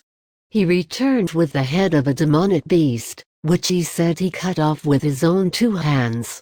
The 3 of them bowed simultaneously. Roland nodded, gesturing for them to stand up. The first person stepped forward to speak. "Honor respected Prince, Your Highness." The first guard who spoke was so nervous he was unable to speak clearly. "Brian and I are the people. When it begins to snow, we will go to the North Slope mine area to the beacon tower. There it is the first possible. It is the first place where you can see the demons, and if they are crossing over in great numbers we'll conceal ourselves in the misty forest and light the beacon in the tower. We retreat up the road and board the boat, which we prepared beforehand, then we leave. Since you both were together, let your partner answer." Roland covered his face to hide his disapproval.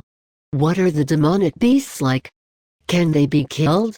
The other guard was also very nervous, but at least he did not stammer. "Your Highness, I believe so. They used to just be ordinary animals in the forest, but because of the evil miasma they become manic and ferocious. However, they can still be killed. During every past months of the demons, Longsong Stronghold would send cavalry to cleanse the remnants of the demon monsters along the land from Longsong Stronghold to border town." "How long does the months of the demons?" Roland asked. "Generally 2 to 3 months. It depends on the sun," said Brian. "The sun?" Roland asked doubtfully. "Yes," the guard explained. "Your Highness came to this town not too long ago, so you do not know. In this border town, once the snow begins to fall it does not stop until the sun shines again and then the snow goes away. So the snow indicates the end of the months of the demons?" Roland recalled that at least in Greycastle, it was not like this. The next day it would stop snowing, and the sun would seem to be no different. "It is exactly like this. The longest months of the demons I have experienced was 2 years ago, which lasted for nearly 4 months and many people starved." "Why, shouldn't be the grain reserves in Longsong Stronghold large enough to support the town for more than 1 month?" Roland asked. Brian's face got a little angry. They had enough. But Reynolds, the municipal administrative governor who was responsible for managing such things, declared that the amount of ore and minerals mined was only enough to buy food for 3 months, and for the 4th month we had to deliver a new shipment of ore. But the months of the demons had not ended, and we couldn't leave the fortress. So that is what happened, I understand.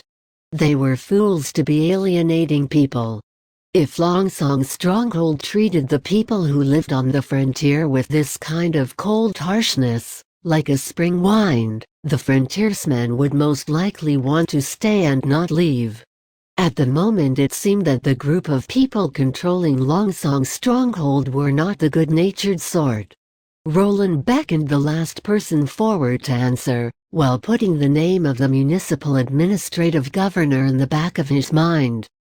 The third man looked courageous and strong, standing over 6 feet tall, making Roland feel tense. Fortunately, he came forward on his knees.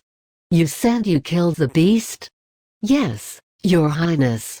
His voice was low and hoarse. "A demonic boar and a demonic wolf." "Species?"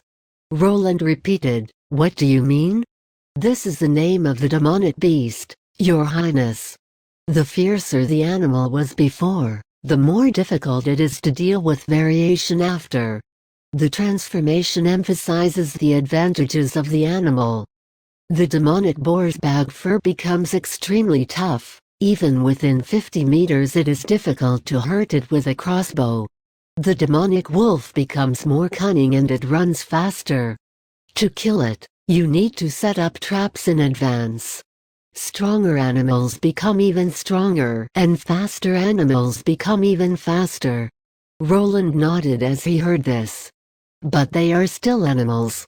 "Yes, they are, but they aren't the most terrible kind of enemy," the hunter said. He swallowed his saliva before he could speak further. "The worst ones are the demonic hybrids. They are the devil incarnate. Only hell is able to create such a horrible monster. I have seen a demonic hybrid. It had not only strong limbs of beast, but on its back there was a pair of huge wings, allowing it to fly short distances. And it always knew where I was. No matter how much I tried to hide, it could always detect me. It was not hunting its prey, Your Highness, but it was just teasing it." The hunter lifted his clothing, revealing a large scar extending from his abdomen to his chest. He said, "Before I lost consciousness I fell into the Redwater River. I was lucky to survive. Such a monster actually exists." Roland felt that the world was becoming more and more fantastic. A strong wall could stop all ordinary kinds of demonic beasts, but if they could fly, what should he do? Demonic hybrids are very rare, right? Chapter 9, Months of Demons Part 2. "There are not many, Your Highness," the hunter replied. "During every months of the demons, there'll only be 2 to 3 demonic hybrids, otherwise Longsong's stronghold would be unable to defend itself." "Well, you are very observant," Roland noted.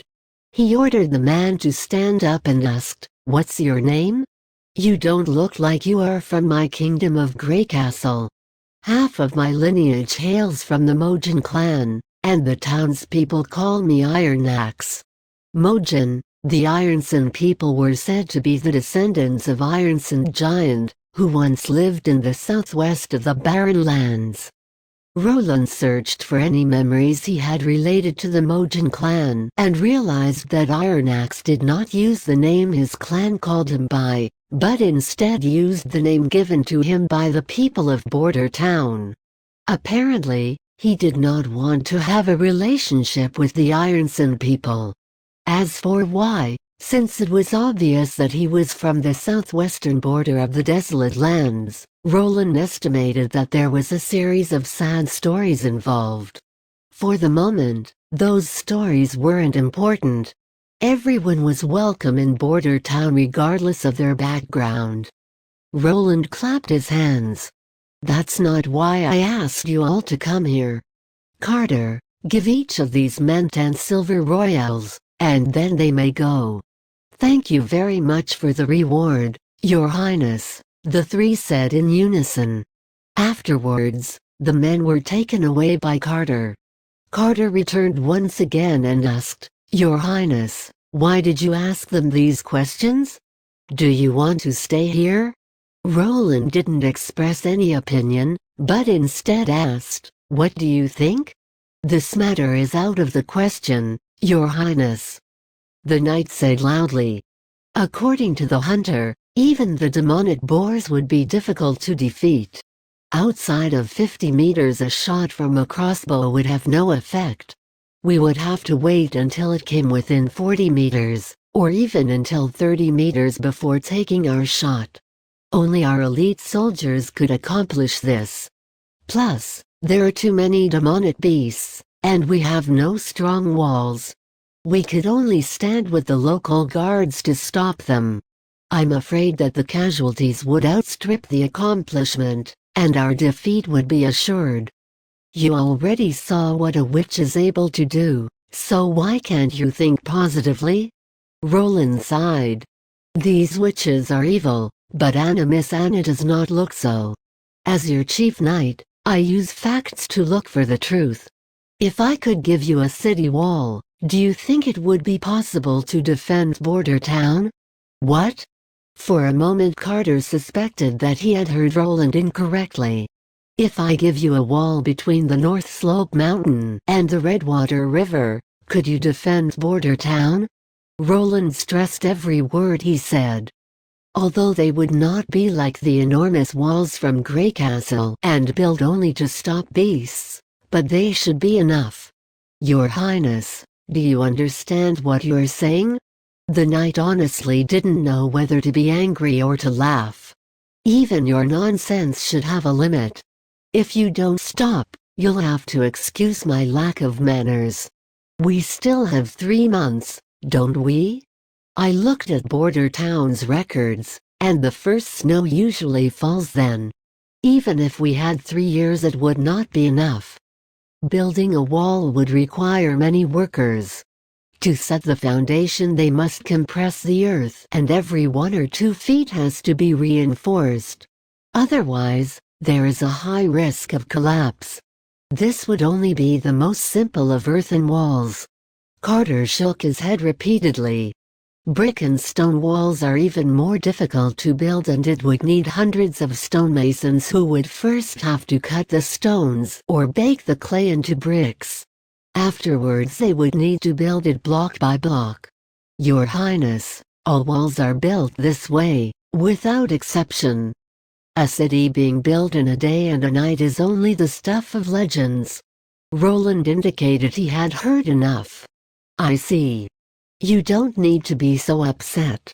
If there is no reliable wall in place when the time comes, I'll evacuate with you to Longsong's stronghold. I'm not prepared to die in this place. The knight knelt, swearing, I'll protect you. Afterwards, in the beautiful castle gardens, Roland nipped at his bitter ale. Looking at Anna, who was intently eating cream cakes, his mood recovered substantially. He had decided to stop the demonic beasts at Border Town by joining the elite soldiers with the town guards. He would also increase the amount of available farmland by expanding the area the guards patrolled. If he wanted to build a wall connecting the North Slope Mountain and the Redwater River within 3 months, he would have to use technology from modern times. It was not that Roland had just suddenly thought of this. Previously he had checked the edges of Border Town in his mind. He had a clear picture. The Northern Slope Mountain and the Redwater River were only separated by 600 meters at their closest point. It was a natural bottleneck. And due to the year-round, the area was surrounded by rock gravel mined from the cave. These gravel cast-offs were ash-gray, containing plenty of calcium carbonate, which could be used as limestone after it was ground. With the limestone, he had his solution. It would be the same as cement. Being able to build with a water-hardening material, with raw materials which were easy to obtain and simple to prepare, it would change the history of mankind. It would stand as one of humanity's greatest achievements, among the most efficient tools for tilling fields. Roland estimated the time he would need. Even if he could implement new technology, Even with cement, he wasn't sure if it was possible. The amount of cement they needed was too much, and he wasn't sure if they could calcini so much cement powder in 3 months. The strength of the concrete would be subpar, and they would need to reinforce it with steel. Thus, the odds for successfully building a concrete city were not great. They had to maximize the usage of existing materials in order to save cement, so building a fieldstone wall seemed to be the most appropriate choice. The so-called fieldstone was a stone which had not undergone any grinding. It was just a natural byproduct of mining. This stone, because of the irregular edges and corners, had no direct uses in building, but instead it first needed to be processed by the stonemason into usable bricks. However, building a fieldstone wall and using cement as binder was possible.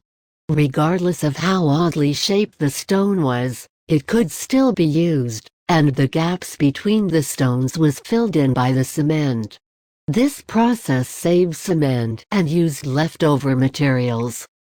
With this, the course was set, but as for the actual implementation, Roland was afraid he would have to do that by himself. Regardless of whether it was the calcined cement or fieldstone wall, both of these were new ideas. Except him, no one had ever seen these things, and no one knew how to make them. He was afraid he would be very busy for the next 3 months. "You, look here." The sound of Anna's clear voice came from behind him. As Roland turned, he saw a small cluster of flames in her palm burning quietly. There was no wind, but the tip of the flames was rising up and down, as if it was nodding to her. She shook her finger and the fire slowly moved towards the tip of her finger. Finally, it stood at the very tip of her index finger. "You did it." It was an incredible scene. Roland felt sincere admiration for what he had just witnessed. This was not a magical illusion, nor a chemical trick, but a real supernatural power. However, this was not the thing Roland was attracted to. Many times more dazzling than the flame was Anna's expression. While she was intently staring at her fingertips, her lake-water limpid eyes were reflecting the vibrant flame, as if an elf was sealed within a sapphire in her eyes. The traces left from being tortured in prison had already faded, and though she rarely smiled, her face was no longer lifeless. On the tip of her nose was a speck of sweat, and the rosy color on her white cheeks emitted vitality. Anyone who looked at her would be put into a cheerful mood. "What happened to you?" "Ah, nothing." Roland noticed he had looked at her for too long, and he removed his gaze and coughed. "Well then, try using it to melt the iron." In the past few days, except for reading and sleeping, Anna had continuously practiced.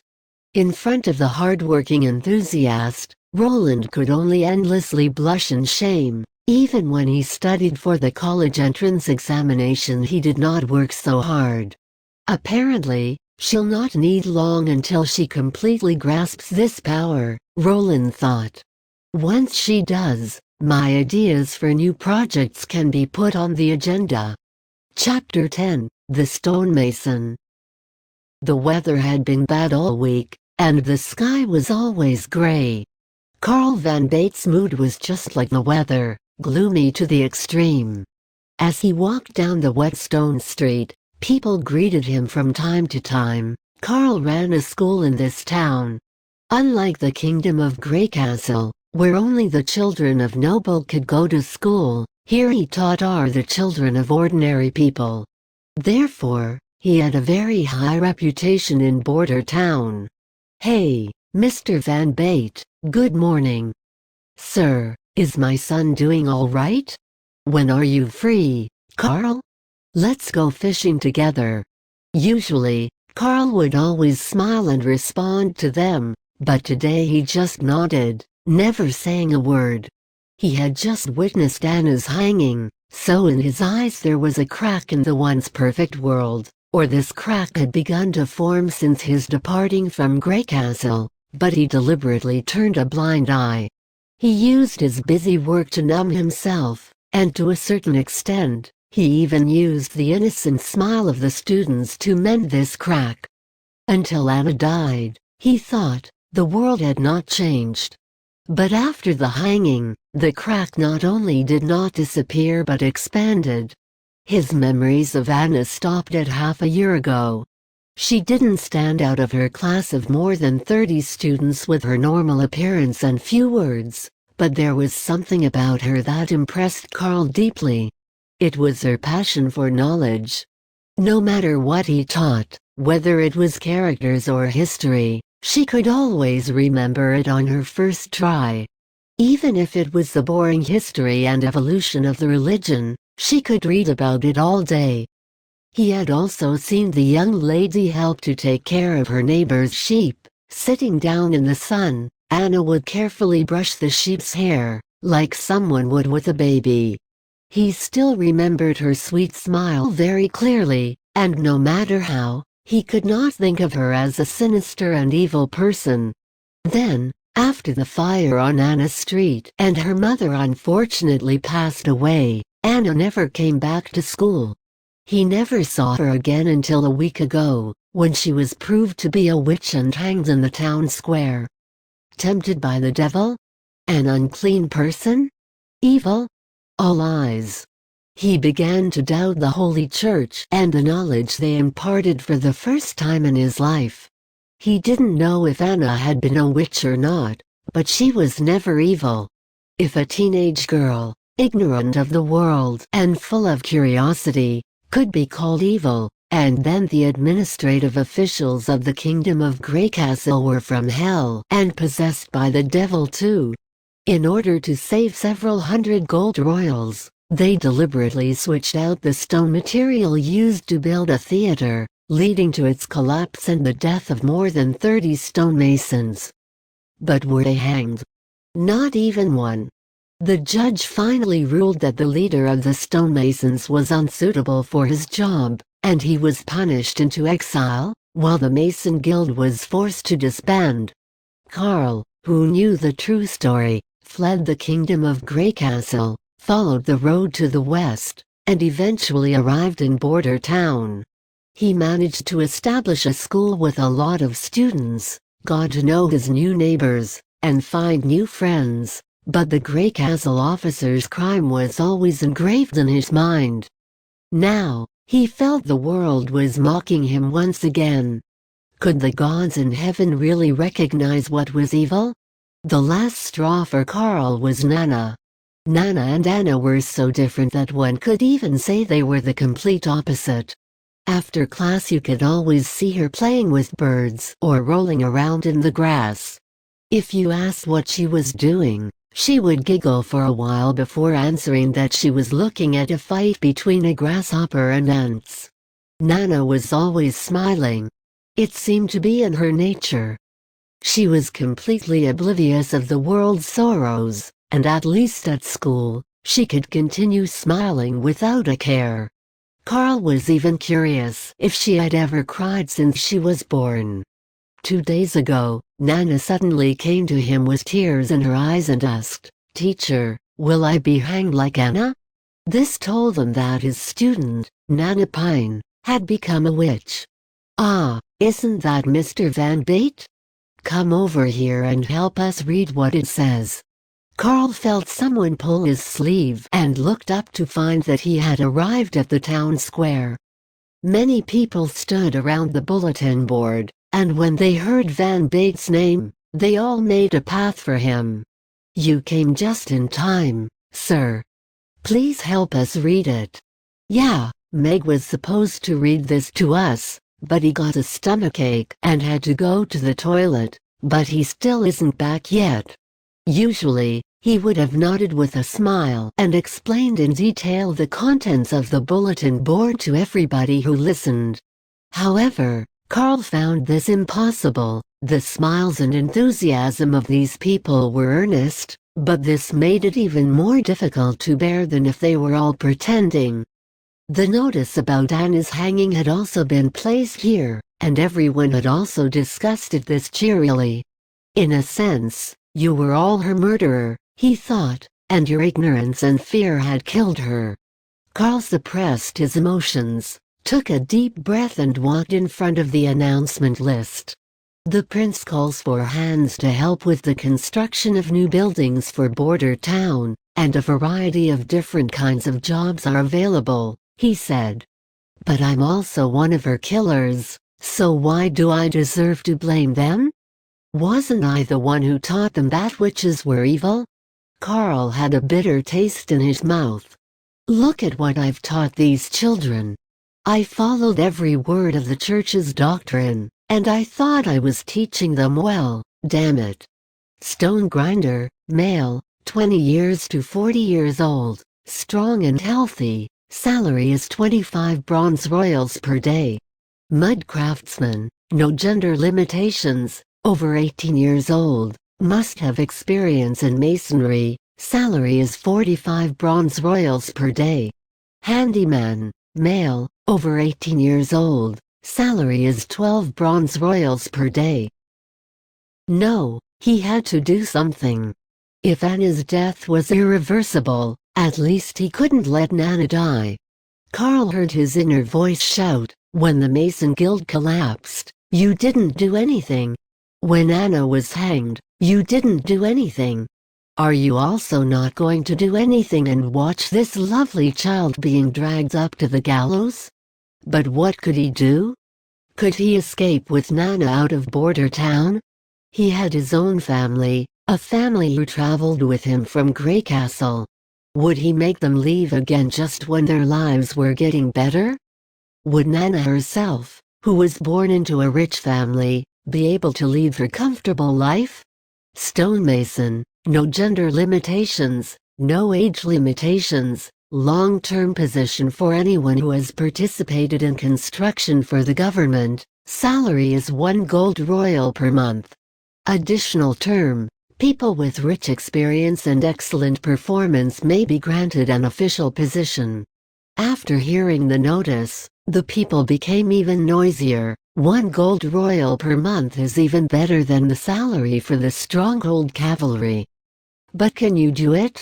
If you can't even build a mud pile, can you build a fortress? Don't just stare at it. Even the first few positions aren't bad. If you get paid every day, you'll earn the same amount as a hunter. Indeed, hunting is a life-threatening job, and the misty forest is a really dangerous place. Carl Van Bade did not pay attention to this chatter and only concentrated on the seal and signature at the foot of the notice. It was the autograph of Roland Wimbledon, the 4th prince.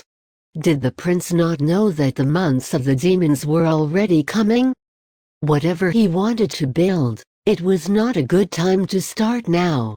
It seemed His Highness knew nothing about constructions. So if he could become a stonemason and catch his attention, Carl had suddenly an idea. Perhaps through this recruitment, he could meet the prince himself, Border Town's highest ruler. Carl gulped in fear. Could he convince the prince that witches were not evil? There were rumors of His Highness' unique ideas, so he should be different from ordinary people, and he also hated the church deeply. Maybe I can do it, he thought. Although Anna's hanging was ordered by Prince Roland, everyone could tell that he was not willing to do it. The prince himself was still in his early 20s, which should make it easier to understand that these young girls were incapable of being evil. Of course, there was a possibility that Carl would be branded as a witch helper and have to go to the gallows with the witches. The church's law stipulated that anyone who protected a witch or begged for leniency should be regarded as the devil's minion. He could only hope that the prince's hate for the church also extended to its laws. Carl prayed in his heart. Even though he did not know which god to pray to, he closed his eyes and prayed for a blessing. For the sake of the dead Anna, for the sake of Nana, who was still alive, and for the sake of his own heart to stop breaking, he decided to take the risk. Chapter 11, Princess Garcia.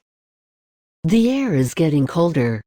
Garcia Wimbledon lamented, combing her hair with her fingers that blew in the wind, as she gazed at the ocean beyond the shoreline.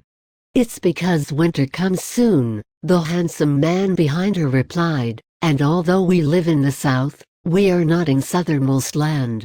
Only the people of some nation are ignorant of the meaning of winter.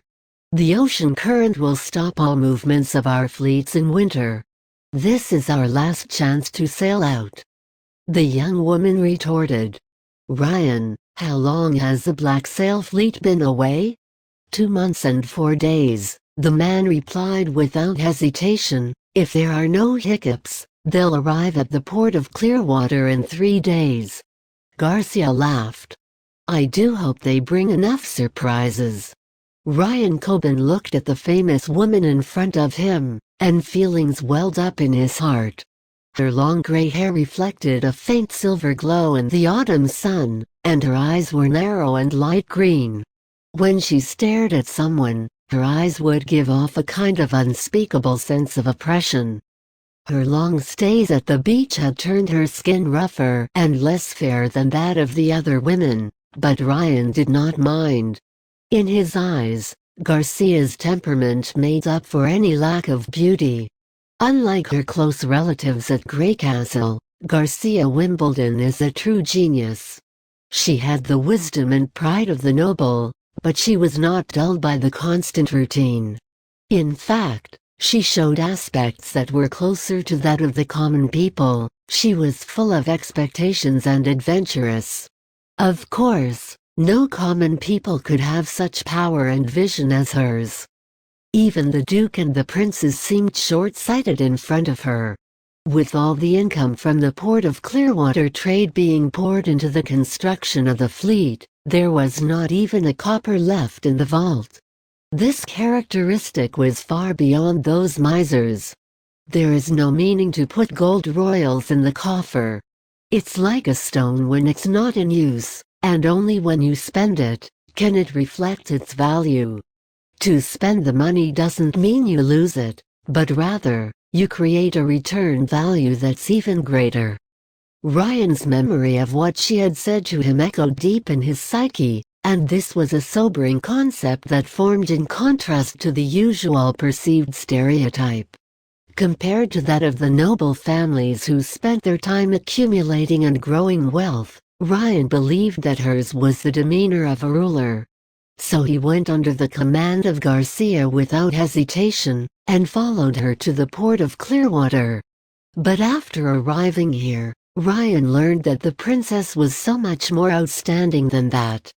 She not only had ideas, but also was full of actions. She created the plan of Black Sail Fleet and executed it in a well-ordered way. As early as 5 years ago, Garcia's forces had penetrated the port of Clearwater, preparing for the formation of the Black Sail Fleet, with no royal decree on the selection of Crown Prince announced by Wimbledon III. In other words, she had long been ahead in the race of all other heirs. Let's go inside. The wind grows stronger, said Garcia. Her palace was located on the Salmon Harbor at the southernmost tip of the port of Clearwater. The tower-like building looked like a watchtower on the coast. It possessed a circular terrace at the top, allowing a bird's-eye view of the harbor and all ships that entered and exited it. 5 years had passed since the beginning of the operation, and the port of Clearwater trade had begun to take shape. A 3-masted ship would appear at the harbor every 6 months, and a foundation of trust had been laid down. Taking advantage of Princess Garcia's good mood, Ryan asked the question that had been plaguing his mind for months. Your Highness, there's something I don't understand. Ryan closed the door, cutting them off from the whistling wind. Go ahead. She smiled and nodded. How is it that you were able to predict all of this, even before the king had announced the royal decree on the selection of Crown Prince? He had guessed that the king had alerted her in advance, but it was impossible to know for certain. It was known that the king favored the second prince, and that this competition was set up in his favor. After all, he was given a clear win when he was assigned Valencia for his fiefdom. Was she able to guess this all on her own, so that she could set out the framework as early as 5 years ago? Heavens, she was only 20 years old. I could predict it? She shot him a strange look. Do you take me for a witch? I have no such powers. But I had no idea that my father would take the royal decree on the selection of crown prince as a way to give everything to his precious second son. In all truth, is there any relationship between what I'm doing and that royal decree? No relationship? A thought occurred to Ryan, and he could not help but gawk. Seeing Ryan Coben's strange expression, Garcia laughed. Is it that I must wait for my father's permission, and only then I can compete for what is throne? Will it not always be the case that he who governs best will become the ruler of the kingdom of Grey Castle? I thought you understood the plan behind the Black Sail fleet. So she has not created the fleet purely to increase her property, Ryan murmured. After the trade was completed, the fleet would put up black sails somewhere far away from the port and rob the merchant ships of other cities or countries. Similarly, the princess would encourage her subjects to sail into the sea and participate in the black sail fleet plot. She gave her word that the port of Clearwater would never tax any profit gained in this manner, and that it would remain the property of the captain of the ship. This move had brought the princess great wealth, so this time she had simply ordered the Black Sail fleet to move towards the south. They would plunder any ship throughout the endless cape, as well as those people of some nation. Yet these movements were not solely for the sake of money. Garcia did not use the profits from the fleet to build a city or expand trade by roadway. Rather, she poured the money back into her ships, expanding the size of the fleet. Over the past few years, she had won over a large number of people, experienced sailors, aggressive warriors, and popular figures. If she lost governance of the area, those who committed the crimes of theft and plundering would be sent to the gallows. The person who governs the best city will win the throne of Grey Castle? No, Ryan now knew it was Garcia Wimbledon that would ascend the throne, because she possessed a large number of ships and soldiers and could move along the San Juan River to pose a threat to Valencia. Did you know that you'd be assigned to the port of Clearwater? Believe it or not, I didn't expect that. It was a move to increase the trade of this city. Garcia shrugged. It was also payback to the church who'd tried to fool me. This had something to do with the church? When Garcia did not continue, Ryan dared not ask. If there was one thing that he was sure of, it was that even if she did not come to the port of Clearwater, she would take over the place and continue with her plan. Let's move on. She took a sip of her black tea. My little plan seems to have failed. Ah, yes, Ryan quickly recovered and replied, and the only news we have received from Border Town was that the plan had failed. We have received no more information since then. Our spies must have been killed by my brothers. It's unsurprising. These people were just pawns that we placed in order to win some time, and had no weight on the actual situation. Nonetheless, she changed the topic of the conversation. It's normal that other plans have failed, but I didn't expect the fourth prince to remain safe. To tell you the truth, I'm a bit disappointed. Kingfisher reported in her letter that the pills were consumed, but a failure is a failure, and I don't need an explanation. Garcia interrupted. The months of demons are around the corner. Our fourth prince will go to Longsong's stronghold for refuge. When demonic beasts invade Border Town, Stronghold will be in chaos for a while. Write to her and tell her to take this chance. Will the goddess of luck continue to stay on my brother's side? Yes, Your Highness. You may take your leave." Garcia waved, but as Ryan was about to leave, the princess stopped him. "Oh, yes, if I remember correctly, the pills were bought from the alchemist and Bis?" Ryan nodded his head. "What did he say?" "It was colorless and tasteless, just like water. It caused death, and had no cure. It was his latest invention." Garcia yawned. "Hang him." Chapter 12, Firing the Cement. Roland stood by the kiln, waiting for the first batch of cement. The brick structure was designed for cement production, about 15 meters long and 4 meters wide. It had a front and a back door. The front door was designed wide enough to allow the transport of materials and people coming in and out of the room. The back door, on the other hand, was only large enough for one person and functioned as Anna's secret entrance. To this end, he also built a wall surrounding half of the kiln and stationed guards at the entrance and exit. They were all Carter's men, and he had no doubt about their loyalty. The cement production process was easy to explain. First, limestone was crushed into powder, and then mixed with clay or iron powder. It would result in a paste whether they use the wet or dry method. After combining it with gypsum, the cement would be ready for use. Raw materials were readily available and no iron powder was included, for it was difficult to produce. The key was in the calcination temperature. Roland could not remember the specific temperature required to melt the cement. Thanks to the fact that he did not have the necessary tools like an infrared thermometer or a thermocoupling temperature gun needed to measure the said temperature, the process was made incredibly difficult.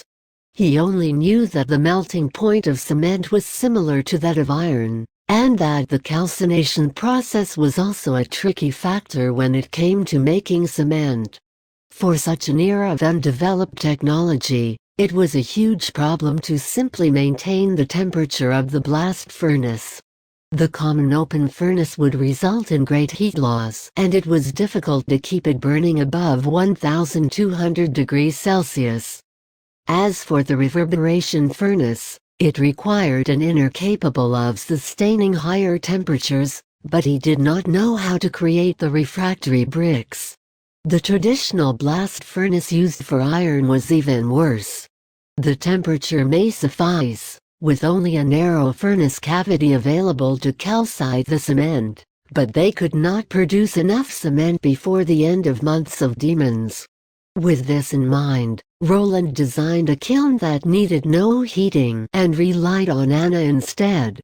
Broken particles of limestone and clay were mixed with water to form a paste, which was spread evenly throughout the firing room. Then the knights locked the door and cleared out the laborers. Anna then entered through the back door and heated the ground beneath the paste until the iron bar placed inside the room also melted. Roland was becoming restless. This was his first step in guarding Border Town.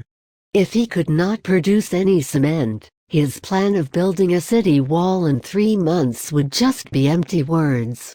Without a wall to protect the town, he worried that no one would be willing to stay in this god-forsaken place.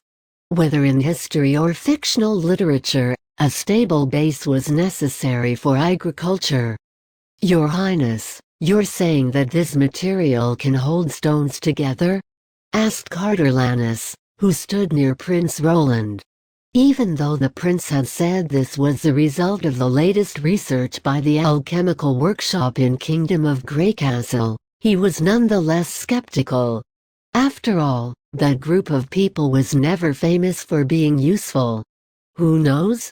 That's what they said," Roland replied.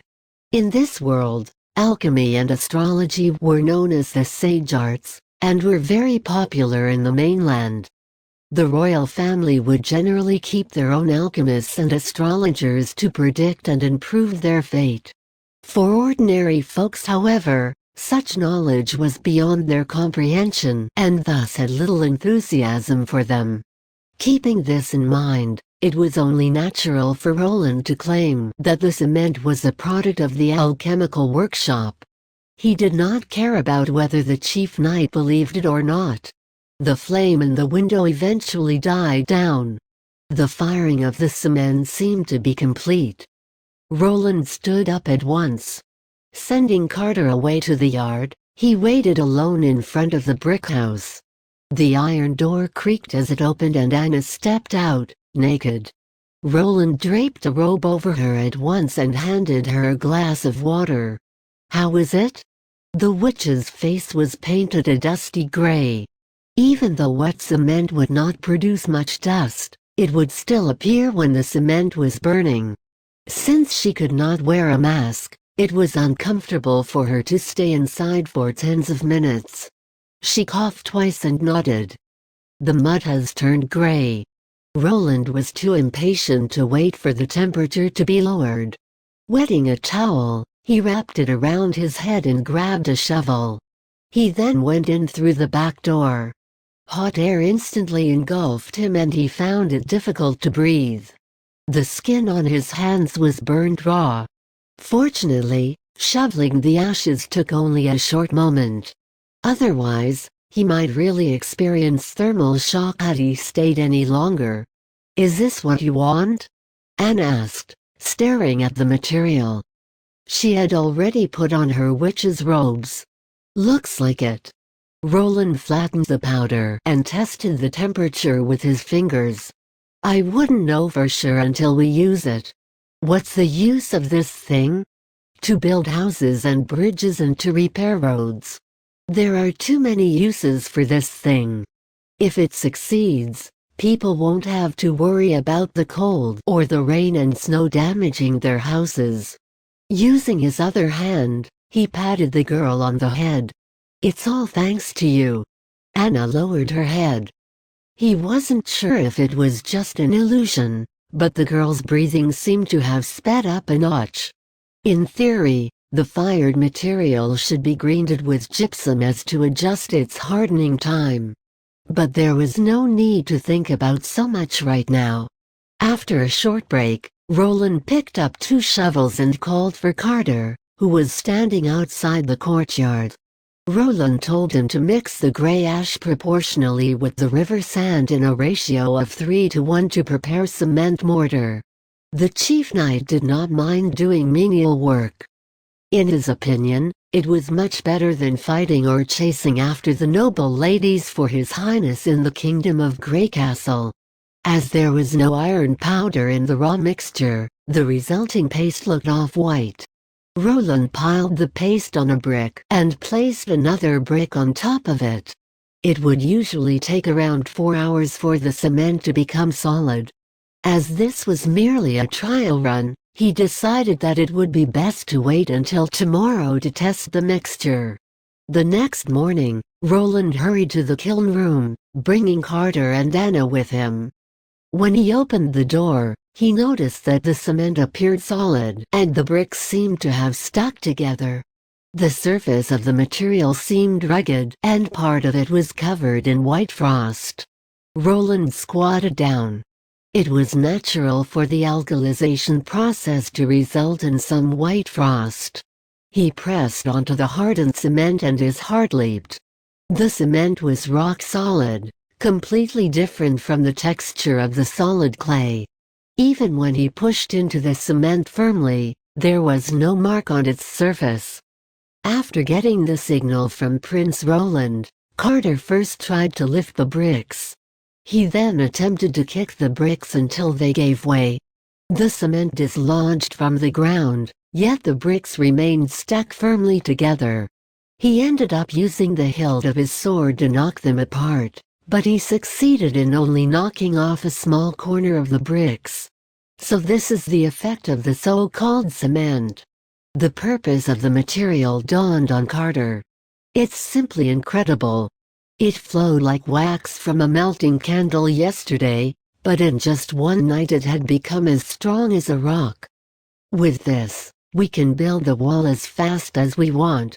As long as we have enough bricks, we could even build a wall around Border Town in less than 5 years. "What's the use of that?" Roland asked. "A tall wall would not be able to stop enemies from within. I'd rather turn the old wooden huts and border town into solid cement houses, so my subjects would no longer have to worry about losing their homes in natural disasters." The chief knight was stunned. He did not expect Prince Roland, who was known for his many aristocratic vices, would suggest such a thing. "You'll understand it in the future." Roland reaffirmed the path he was taking. For many people who traveled through time, technology was the gate leading to productivity.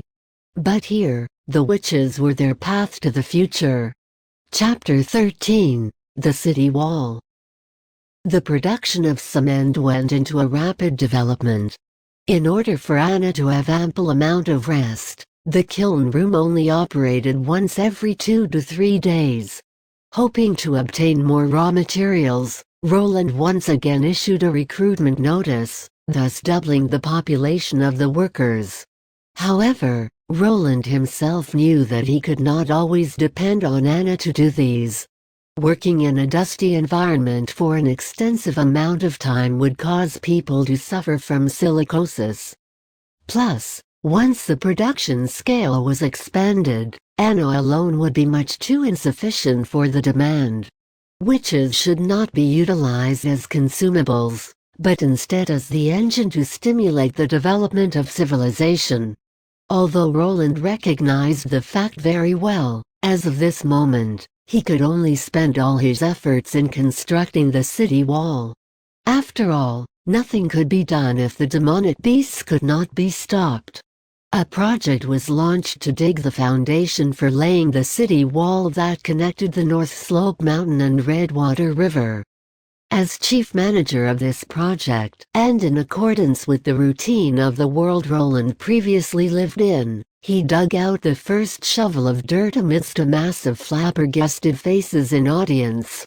Roland thought that after solving the cement problem, building a city wall would be effortless. However, when he actually began to do the work, he discovered that he was utterly ignorant in engineering.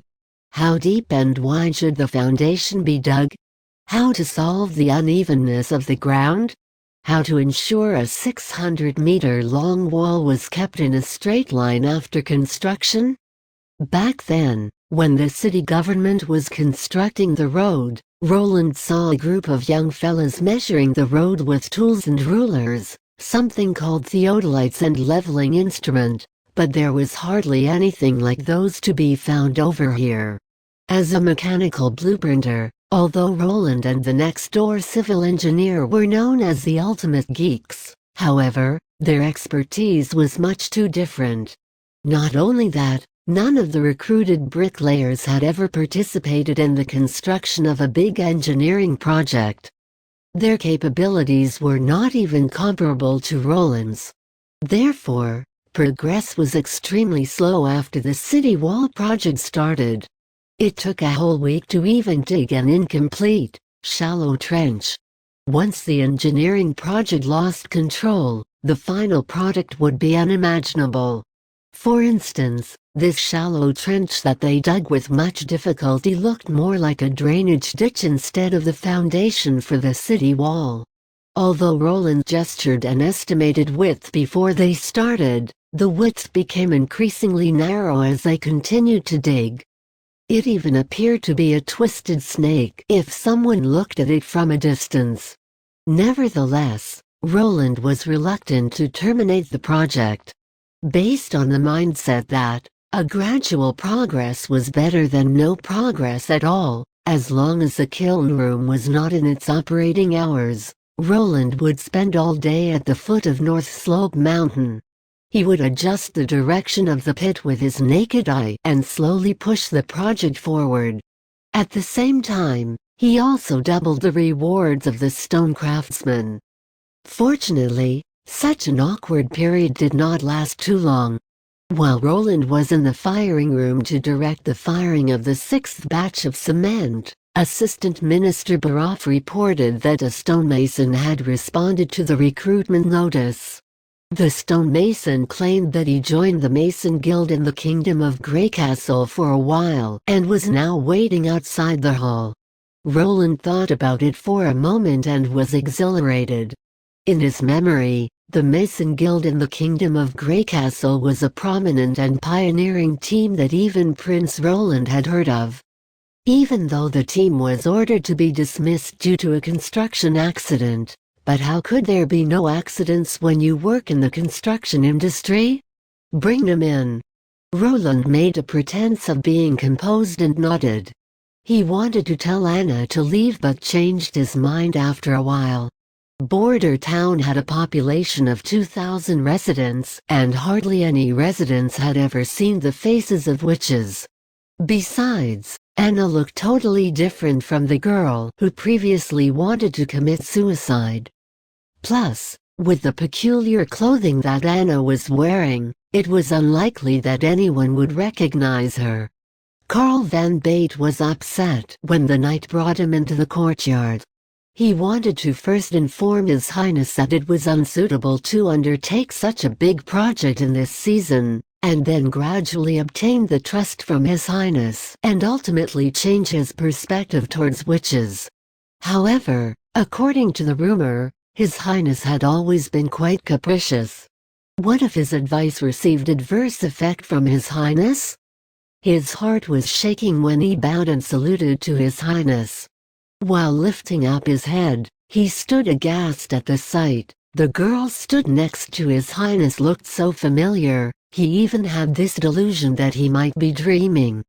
Carl rubbed his eyes, stared again, and cried out uncontrollably, "Anna! Jesus Christ! What a coincidence!" He just randomly hired a craftsman, and he hired a neighbor of the witch. Apparently, the craftsman seemed very familiar with Anna. Otherwise, he would not be able to recognize her in an instant.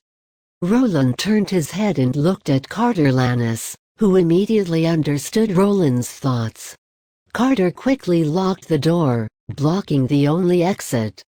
"Professor Carl?" Anna's reaction puzzled Roland for a bit. "What? Professor? It's you indeed, Anna." Carl felt the warmth in his eye socket, and something started to spill down.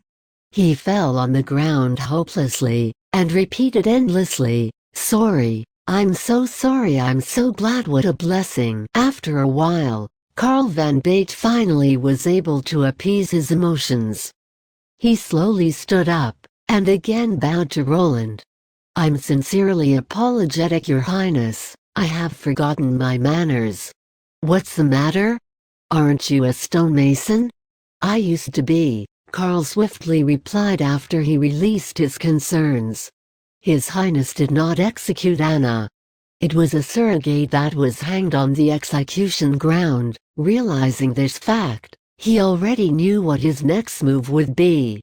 Although he was fuzzy about why His Highness would rescue a witch, nevertheless, even if His Highness intended to take Anna as his lover, that would still be much better than sending her to the gallows. At least it proved that the prince did not fear the rumor that witches were the incarnation of the demon. He confided his experience of being exiled from Kingdom of Greycastle to Border Town, including incidents such as establishing a local school and finding out that Nana Pine also turned into a witch. At the end, he beseeched His Highness to also hide Nana in the castle, in order to protect Nana from any persecution in case the residents found out her true identity. Anna, who was standing aside, did not speak a word, although she seemed to desperately want to plead for Nana. A new witch. What great news! Although the name Pine sounds familiar, Roland thought and called the assistant minister for further inquiry, and he found out that Pine was the last name of a middle-class noble in Border Town.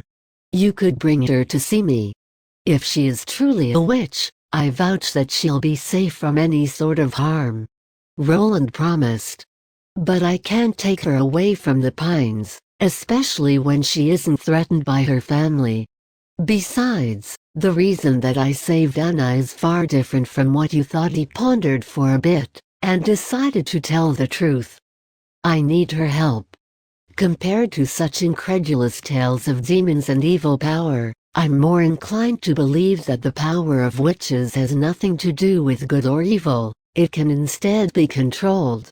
So, regardless of Anna, Nana, or any other witches, as long as they did not commit any real crime, I'd not consider them as sinful. Next, let us talk about some serious issues. Have you ever participated in the construction of the city wall of Kingdom of Grey Castle? The prince brought the subject back to the construction project. Yes, Carl nodded. Even though Prince Roland did not keep Nana as how Carl predicted, saying that His Highness needed the help of witches was also perplexing. However, it was good enough that His Highness promised to protect Nana. Very well. I'm planning to build a city wall over the Redwater River and at the foot of North Slope Mountain to block the invasion of demonic beasts. From now on, you're responsible for this project. Chapter 14, The Ability. Your Highness, how tall and how wide do you plan to build this city wall? Carl asked. At least 5 meters high, 2 meters wide, and allowing 4 people to march forward side by side. Roland subtly acknowledged that Carl was indeed a professional, first asking about the technical data and then confirming the construction plan. Then a trench needs to be dug that's about 1 man's height in order to stabilize the upper portion of the city wall. Also, if the top of the wall is about 2 meters wide and the wall is about 5 meters tall, the width of the lower portion of the wall at least needs to be doubled. Carl promptly replied, the process of trenching will need huge manpower. Your Highness, if you could provide me with 150 people, I could probably finish the trench before the months of demons.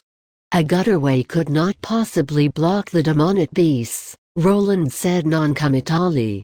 That's why, it will take 3 years if the upper portion of the city wall is masoned with stones. If it's solely for the purpose of blocking the demonic beasts, then there's no need to build the wall to such a great height. About 4 meters high would be enough. We can also shrink the width by 1/3 and the bottom to about 2 meters. Digging trenches and masonry will proceed simultaneously.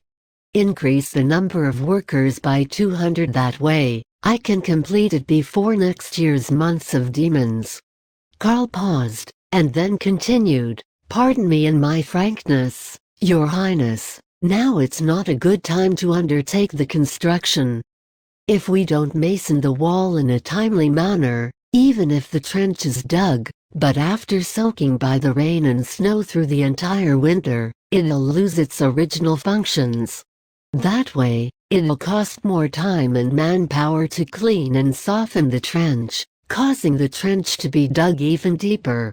Assuming we adopt your plan, and build the city wall 4 meters high and 2 meters wide, how long will it take to complete the trench? It'll most likely take 1.5 months, Carl answered. Then let's take this plan.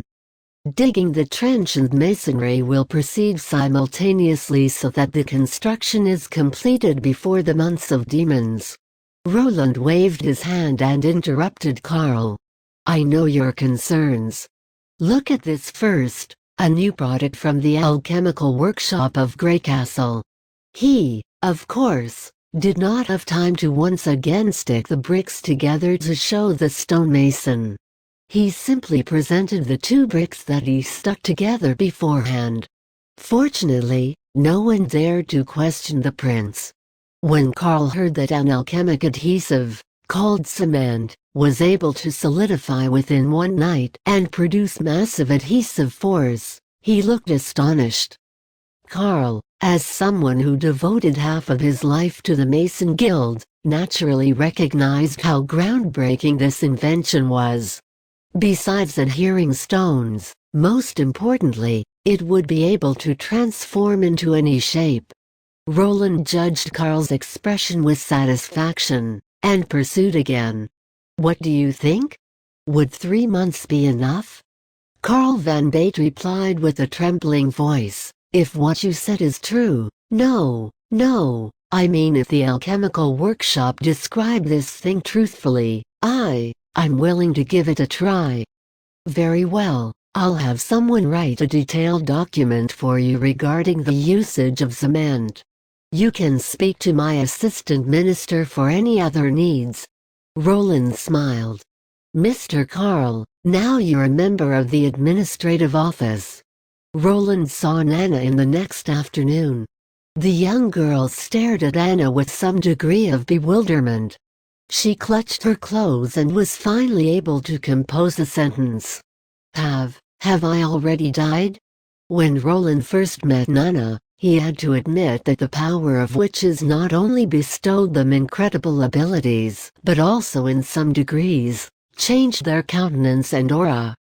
Nana was a totally different type compared to Anna, but they all had their unique charm. Such feelings had nothing to do with age or lifestyles. Even when Anna was waiting for the coming death in prison, the brilliance that was illuminating from her was not affected at all. Searching through all his memory, Roland did not even encounter this sort of feelings, whether it was the hooker on the street side of Kingdom of Greycastle or the well-mannered noble mistress. If Roland had to describe it, when he placed witches with those ordinary girls on the same page, it was as if colorful figures appeared on black and white photos. Carl, who escorted Nana, gracefully excused himself.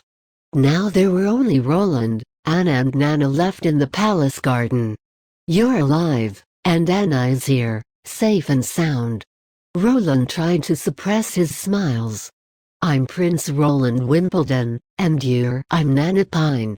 The young girl was back to her usual lively self after she heard that she did not die. Nana rushed straight to Anna, rambling on and on with her, and completely neglected the presence of Roland, the Prince of Greycastle. Certainly, Roland would not care to haggle over the impudence of a 14-year-old young girl. He poured himself a glass of ale and started to appreciate the daily life of the two witches. Anna was apparently not accustomed to the overwhelming friendliness from Nana. She occasionally responded while Nana continued her speech.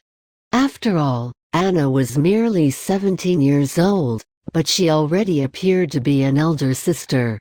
Roland could not help but think how outstanding Anna would become after she became fully grown up. When Nana finally slowed her speech, Roland coughed and inquired, Miss Pine, according to your professor, you have awakened as a witch. Compared to the public, who most often referred to the word fallen when describing someone that had turned into a witch, Roland believed that awaken was a better word choice. He would not naively consider all witches as innocent and pure. Those malicious individuals who obtain power would only beget a catastrophe. This was the same as using a weapon, as it can create violence, but also resist violence. The essential aspect was that it all depended on the person who was using the weapon. Perhaps the Church's propaganda of the massacres done by witches was based on evidence. However, it was unfair to use it as the proof to treat all witches as guilty. Nana's expression stiffened and she mumbled in a soft voice, Are you going to hang me? No, of course not. Those individuals who were sent to the gallows were all heinous and despicable villains. You're not one of those, nor is Miss Anna. So don't concern yourself with that. Nana took a deep breath and nodded. I'm not sure Professor said that witches obtain the demonic power after being lured by the demon. But I have never seen any demon. When did you find out that you've become different? About a week ago, Nana muttered. I saw a bird with a broken leg. I really wanted to help it. Then I felt something come out of my hands. What came out of your hands? Roland questioned. What happened next? All of a sudden, it surrounded the little bird like a mass of sticky liquid. Nana tilted her head and recalled. Then the bird's leg was healed. Is her power the healing type? Roland's heart missed a beat. He was very clear what this kind of power meant. In the days where there was an absence of antibiotics and a lack of advanced medical technology, people died easily from injuries and infections. Although this power might not work to promote the development of civilization, it was meaningful to every individual human. Roland immediately walked to the door and demanded the knight to bring a living hen. If he could prove the credibility of her words, perhaps he could change the situation of witches being mercilessly oppressed in Border Town. Chapter 15: Misconceptions. After seeing the knight leave with his orders, Roland returned to the table. If you can heal small animals, why would you still think that witches are evil? The teacher said that witches can do things ordinary people can't.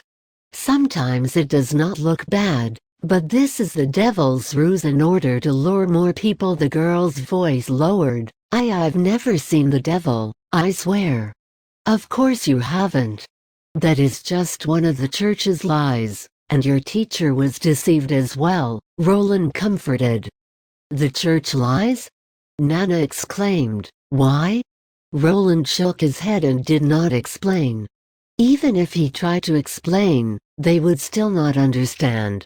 When civilization had not yet developed to a certain extent, these sort of strange things would always happen. Even without personal gain, people would automatically attribute man-made, natural disasters or any unexplainable phenomenon to the invented culprit behind the scenes. Historically speaking, the blame always fell on the women. And in this world, if witches possessed powers of unknown origin, it was even easier to become the target of the church. The church could allow for the witches to be ordained as saints by saying they were the gifts of God, or the witches could be hunted, proclaiming they were the demon's advocates.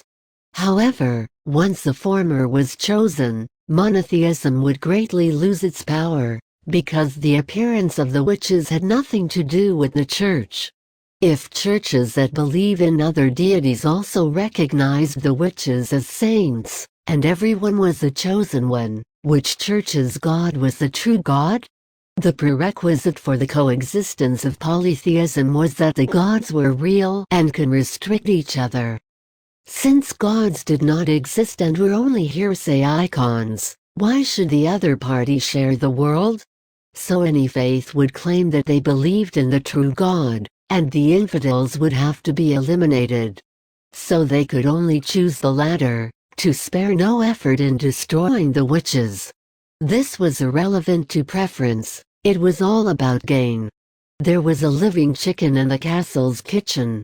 It was still kicking and fluttering when the knight carried it by its wings. The next thing left Nana stunned. Roland pulled out the silver knife, and stabbed the chicken once. The knight held it in place firmly, and he let Nana treat it before he tried a different method, and continued. He did this repeatedly. When the chicken finally died, Roland had a better understanding of Nana's ability. She could restore the damaged parts, including splits, fractures and bruises. But if the body part was completely missing, for example, after the chicken feet were cut off, she could not regenerate claws. But the broken claws could be connected if she used her ability to make the fracture intact. Finally, she could not reverse life and death. Once the chicken died, her treatment became useless. Throughout the whole treatment, Roland did not see the sticky water that she described. She simply put her hand on the chicken's wound, and then it was healed at a speed visible to the naked eye. After several experiments, Nana did not deplete much energy, at least she did not sweat profusely like Anna. Only Nana was dissatisfied, as she felt it was too much to treat the chicken like this, so she kept staring at Roland even after the experiments. "Come on, stop staring and eat something," Roland had to resort to summon afternoon tea so as to divert her attention. This move had worked several times on Anna, so he assumed that many girls her age could not resist the temptation of delicious dessert. And truth be told, Nana did not fare any better than the one before her. After eating the pastries, Roland sent Nana away. Anna asked in confusion, "Why didn't you make her stay? She's like me, we're both witches, right?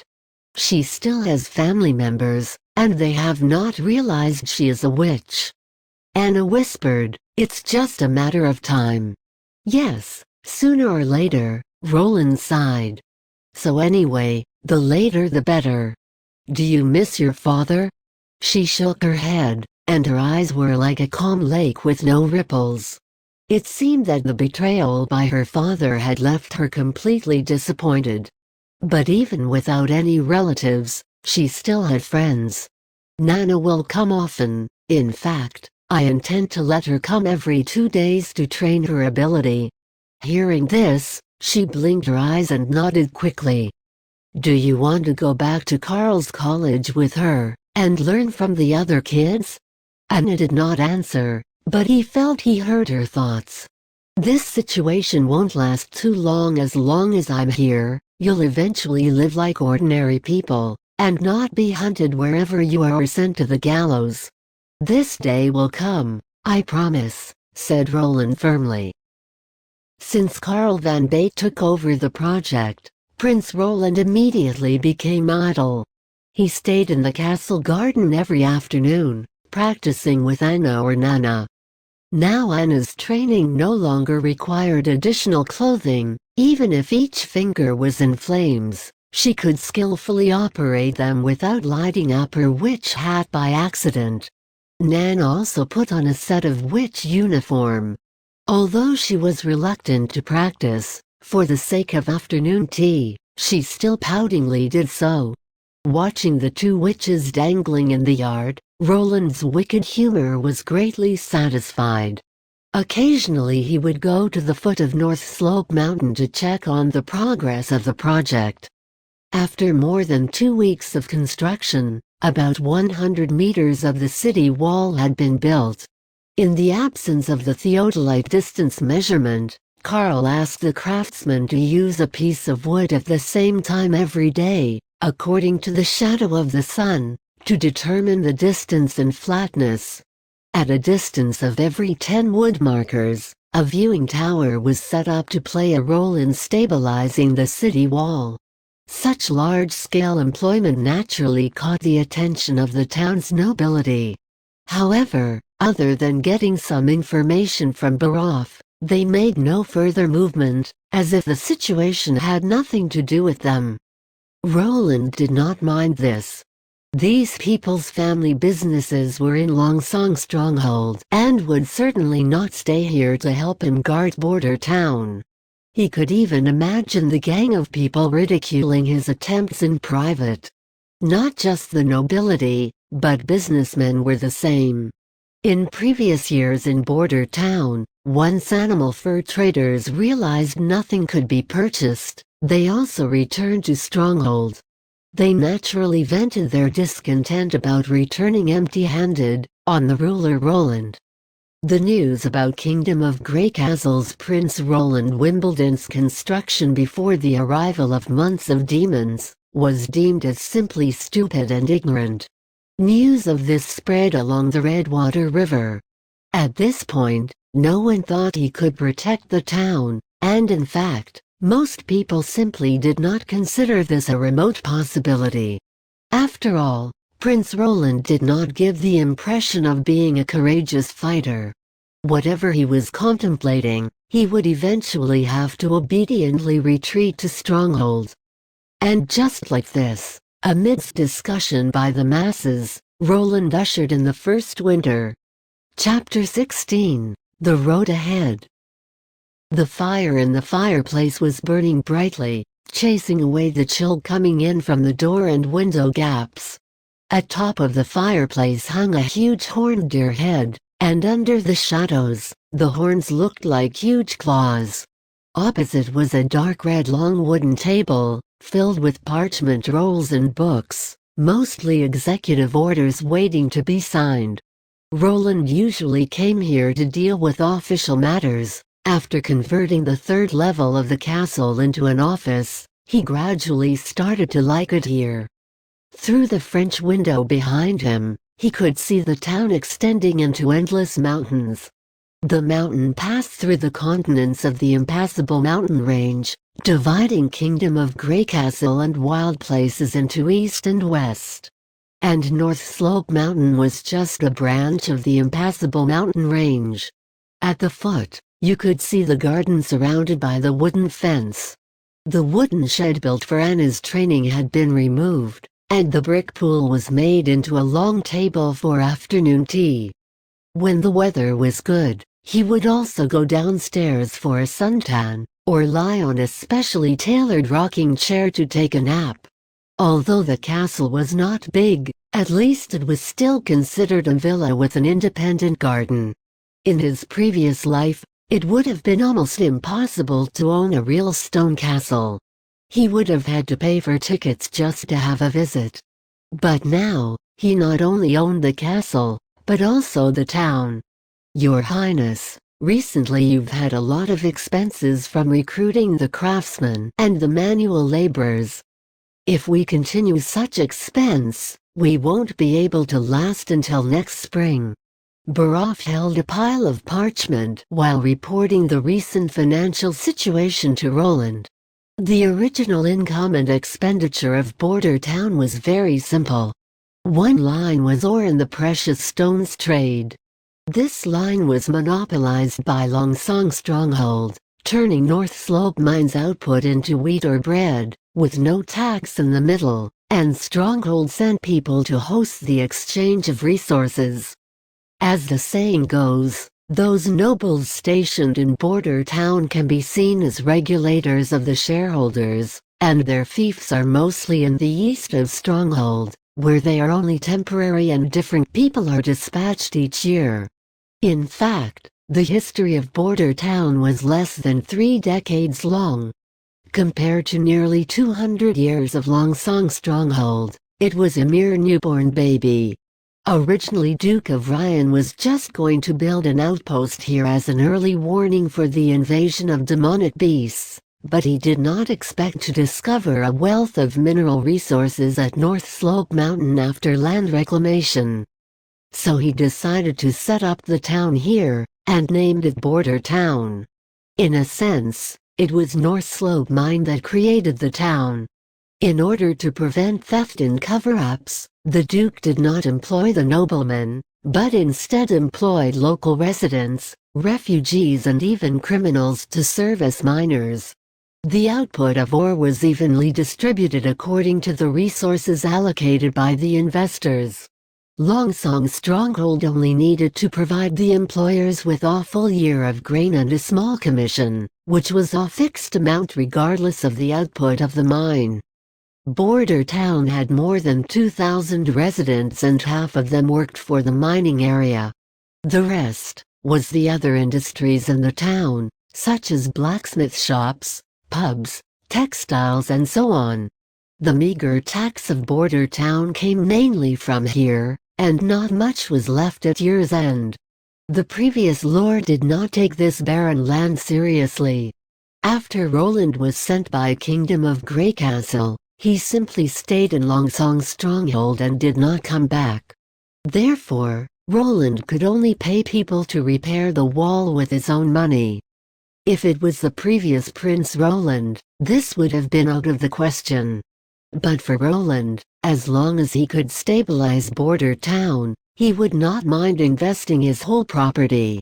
Anyway, in the future, ore trade would no longer be bartered with food. If it used currency, then his investment would be just a small price to pay. The only problem was Longsong Stronghold was not willing to give up the monopoly, and continued normal trade with Border Town. This was quite like snatching food from the tiger's jaws, but Baroff's data showed inefficient manpower and transport hurdles. The annual value output of the ore was no more than 1,000 pieces of gold royals. Compared to the entire revenue of Longsong's stronghold, it was but a drop in the ocean. The only loss was that of the nobles. For the long-term development of Border Town, this line had to be recovered. Roland knew very well that even if their investment was fully recovered 10 years ago, the nobles would not easily let go. Even if this was a small piece of meat, yet this was a passive income without doing anything. He was willing to give the previous investors a certain amount of concessions and compensation, such as half-price purchase and the like. But dragging a ship of ore back in exchange for just half a boat of food was not allowed to happen again. As Roland stared at the list, Baraf was also watching him intently. Over these 3 months, well to be exact in the last month, Prince Roland underwent some unspeakable changes. Outsiders might not notice, but he was with the prince every day, and the change could not escape his eyes. At the Kingdom of Greycastle, he had already heard of Prince Roland Wimbledon's notoriety. He did what he liked, wantonly and without caring about noble manners. In short, he did not make grave mistakes, but he made numerous errors and was far worse than his 2 brothers. When Baraf was sent by His Majesty to come here, he was very disappointed. If not for the fact His Majesty promised to appoint him as the official treasurer after the struggles of the throne ended, he would have given up ages ago. In the first 2 months at Border Town, Prince Roland showed his usual extreme childish behavior, and offended almost all the local nobles. Fortunately, the town was very small. Even if all the administrative staff vacated, he could easily fill their posts with the dozen civilian staff he brought. And then, things started to change. When did the change begin? He thought, probably after he saved the witch. Baraf had considered that Roland was possessed by the demon, or maybe he was controlled by another witch. But this was a slim possibility. If demons and witches had such ability, would they look for Prince Roland? Wouldn't it make more sense to control His Majesty or the Pope? What further dispelled his suspicions was the fact that he saw the prince hold God's locket of retribution. This was the church's weapon to deal with witches. Any demon would collapse in front of the God's locket of retribution. Yet Roland held it directly. In other words, if he was not Prince Roland but a devil that did not even fear the divine power, then would it be necessary to expose him? Saving one's life was the most important thing. The prince continued with his notorious behavior, but he left a different impression on Baraf. No, Baraf thought, the two had clearly opposing behaviors. The biggest difference was in motive. He could feel Roland was planning something. In order to achieve his purpose, he had to use some inexplicable means. Just like how Roland tried to persuade himself to save a witch, the plan may not be mature and have loopholes, but the prince was indeed moving forward with his plan, and was confident about the results. This was the most puzzling thing. The throne could be taken by any one of Roland's siblings, but definitely not the prince himself. He would have been clear about this fact. Talking about development in this small place, border town? Even the gods could not do it. What crazy plan was Roland making, trying to develop a border town to be more successful than Valencia? Even convincing himself that it would work? If it was just a crazy fantasy, that would be fine, but Roland's construction of the walls proved otherwise. He really intended to be stationed here, relying on a type of alchemy product, cement, to build a wall that was impossible to complete. Baraf's family had an alchemist, but he had never heard of alchemists creating such a thing. To build a wall based on what had never been seen, was this self-confidence or imagination? What else was Prince Roland concealing? He found himself starting to have a faint interest in the future. Chapter 17, The Ambassador Part 1. This place is just as lousy as it used to be, said Petrov, the ambassador from the stronghold, as he stepped out of the cabin and was immediately hit by the stench of rotten wood. Sinking in the most and dull atmosphere that discomforted him from head to feet, he sniffed and looked up to the sky where the clouds were gathering. They were a sign of heavy rain that drew near. "It's been a year since your last visit," said the assistant as he wrapped his boss in a wool coat. "There is nothing here except stones."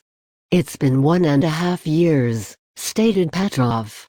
"Every season the Lord Duke sends a different person here, and the last time I came here was in summer. Apart from stones, there were other kinds of things here like fine furs and what?" the assistant said with a dazed look. Petrov shook his head and said no more. When he crossed the board and set foot on the moss-covered wooden dock, the planks he stepped on were creaking so loudly that it made him believe it would only be a few years before the whole dock shattered into pieces. Yes, in addition to stone and fur, it was the land of border town that could not be underestimated. But a common assistant who only dealt with papers and numbers was not open-minded enough to understand.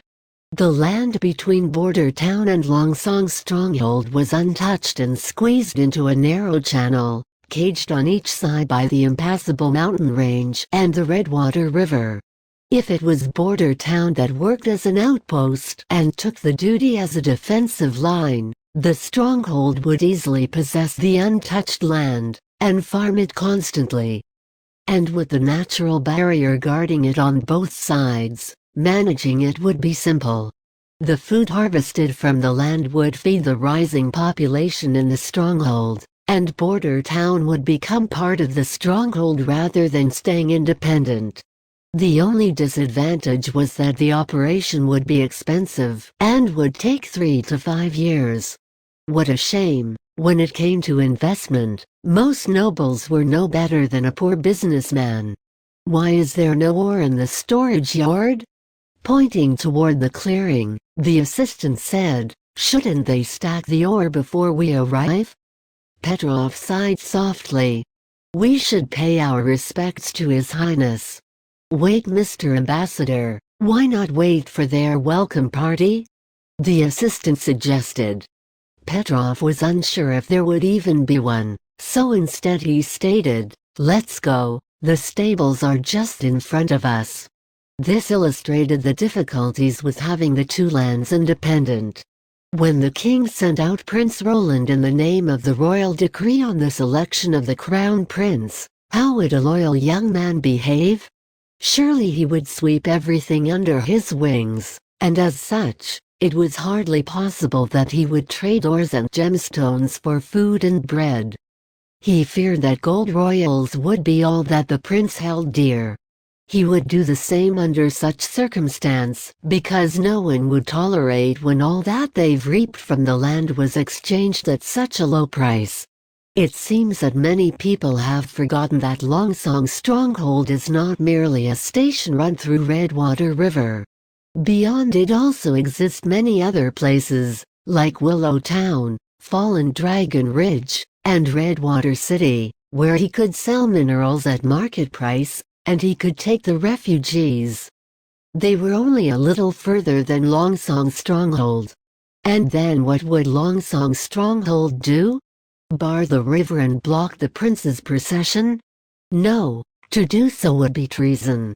Even if it was a well-known fact that Prince Roland did not earn much favor from his father, the loyal name and blood could not be ignored. There were no better horses in the stable other than the old ones. They were weak and skinny with scruffy fur that left them trembling all over as they trotted slowly. The ambassador had no choice but to pay 2 gold royals as a pledge for 2 shabby horses, which carried them slowly on the flagstones along the river. "Look, sir, is that a cargo boat from Willow Town?" the assistant called out, causing him to turn his eyes to where his assistant was pointing. Slowly, There came a sailing boat with one mast and a banner bearing a green leaf and scimitar hanging over it. Its high water line meant that the boat was full of cargo. Nodding his head and keeping a poker face, Petrov hid the very real concern that was triggered by what he had seen. He had not expected Prince Roland to act so early. If Prince Roland has begun to trade with the towns downstream of the Redwater River, then the advantage he has is shifting. He had intended to persuade his father to agree on acquiring ore at 30% less than the market price. And at any rate, there are gemstones that will be crafted into many valuable luxuries. However, this issue is under a monopoly, and is not for him to decide. Even the Honeysuckle family as a whole cannot make a decision unless all 6 noble families agree. But they seemed unaware of what had been changed as time had gone by, and barely had any response, or maybe the production in the mine was too low to draw their attention. It ended up that the other 5 families remained indifferent, and his own father, looking so sure of himself, rejected his advice. But all of them had made a huge mistake, since the low production of the mine, caused by the trade-off based on materials and food, could easily be transformed into a much greater amount when the exchange became normal and the ore was bought at a fair price. With this, the more border towns sold, the more money they would earn, resulting in an increase in ore the following year. But with this, Petrov thought the monopoly on ore that he had hoped for would be unlikely to realize. From the view of the empty storage yard on the dock, it seemed that the prince had no plan of trading his stones for inferior wheat, as he had already summoned other buyers. 30% off would be his last bargaining chip if he still wanted to maintain business with Border Town. Willowtown would offer as much as half off the market price, since the long waterway between the 2 towns would add transportation costs, and they also had more than one source of minerals. The prices offered by Fallen Dragon Ridge and Redwater City would be even lower. As a result, Prince Roland may continue his business with the stronghold, especially for gemstones. But the problem was whether his father would agree on the contract that he decided to sign. What if the other families thought that the contract was a sign of surrender and handing over family interests? After all, they always treated Border Town as a sub-area of the stronghold and a supplier for whatever they needed. They rode slowly to the gate of the castle that was standing in the southeast corner of the town, whose lord had changed since his last visit. The guards saw the ambassador's voucher and immediately went to inform the lord. Prince Roland then quickly sent for Petrov. When both of them arrived at the hall, the prince was seated and waiting. "Mr. Ambassador, please take a seat." Roland clapped his hands, and the maids brought forward a scrumptious-looking meal. It included an entire roast chicken, boar trotter stewed with mushrooms, buttered bread, and a huge portion of vegetable soup. It looked like, whether in the border or not, whatever a prince wanted, he got it. Petrov naturally could not hold back. It took 2 days from the stronghold to Border Town with good winds. If he traveled on a freighter with multiple masts, then it would move even slower and take 3 to 5 days. There was no kitchen on the boat, and they would usually eat their own dried meat or wheat cake. Seeing the hot churning dishes, his mouth and throat filled with saliva. But the courtesy that he had been trained since his youth helped him keep his decent manners at the table. In comparison, the prince paid little attention to his own manners, especially with using a knife and fork. Petrov noticed that he used a pair of little sticks to pick up the food, and only used the knife and fork to cut the meat. The little sticks looked handier than a fork. "What do you think?" Roland suddenly asked when the dinner was about to end. "Of what?" The ambassador was lost. "These." The prince shook the sticks in his hand and went on without waiting for Petrov's reply. A knife and fork seem beyond most commoners' means, not to mention they are made from silver. However, a man who grabs food with his bare hands could easily take in much filth and become ill. Do you follow? The ambassador did not know what to say as he barely understood the question. Maybe, he guessed, that the filth attached to the food that we eat could make us vulnerable to sickness. But how could that be true? People have eaten with their hands for a long time, and no one has died from such a thing. There are numerous pairs of oak sticks in misty forest, and they are both clean and accessible. This means that the common people should use them to grab the food, instead of using their hands. Prince Roland sipped some of his drink and said, "Of course, for now, meat seems a little far from their real life, but things will change." Petrov was relieved, as this was not a hard topic for him. He routinely expressed his approval and blessing, but in his heart he disapproved. Let the common subjects eat meat? It was simply whimsical. Even in Grey Castle they are far from this point, not to mention in border town of this desolate land. Chapter 18, The Ambassador Part 2. Petrov tossed aside his complaints and enjoyed the feast. Under the harmonious atmosphere during the dinner, Prince Roland did not talk about the ore, so Petrov thought it was inconvenient to speak any more. When the prince told the maid to serve the dessert, Petrov tentatively said, "Your Highness, according to the previous practice, today should be the day when the ores are delivered. However, I didn't see any on the dockyard." Roland put down the sticks in his hand and nodded.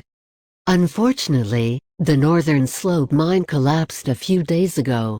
My people have been trying to resume production this month. However, the gravel from the collapse has not yet been cleared up. If we go by the schedule, we can't start mining until the start of next year." A collapse? Petrov was stunned for a moment. Was it an excuse? But he soon realized that it was unnecessary for Roland to deceive him. Otherwise, it would be clear if he went to Northern Slope, and it would show on his face if the prince told such an obvious lie. Then what about the ore from the past 2 months? Not many are left. According to the normal practice, there aren't enough to support the livelihood of my subjects. Roland emphasized the words according to the normal practice. He continued, "Mr. Ambassador, you remember the months of demons 2 years ago, don't you?" Of course Petrov remembered that. The cold lasted 4 months, and nearly 1/5 of the people in border towns starved to death due to the greed of Municipal Administrative Governor Reynolds. There was also opposition brewing among the nobles. Some even demanded Reynolds to be penalized. But this incident finally resulted in 0 consequences for him, simply for the fact that he was the husband of the Duke's second daughter. Now that the prince brought up this issue, Petrov had a bad feeling. "It's worse," said Roland with a sigh. "I'm afraid we only have enough for 2 months if we trade wheat the way we used to. My people can't survive winter with so little food. The ways of the past must be abolished." Petrov opened his mouth, but did not know how to refute the prince's words. He wasn't a professional diplomat, and hearing such good reason, he had no choice but to pause. "Your Highness, I'm sorry about this. The tragedy will never happen. I'll persuade the 6 big families to lend you food for a month. Your people can return them next year when the production is resumed.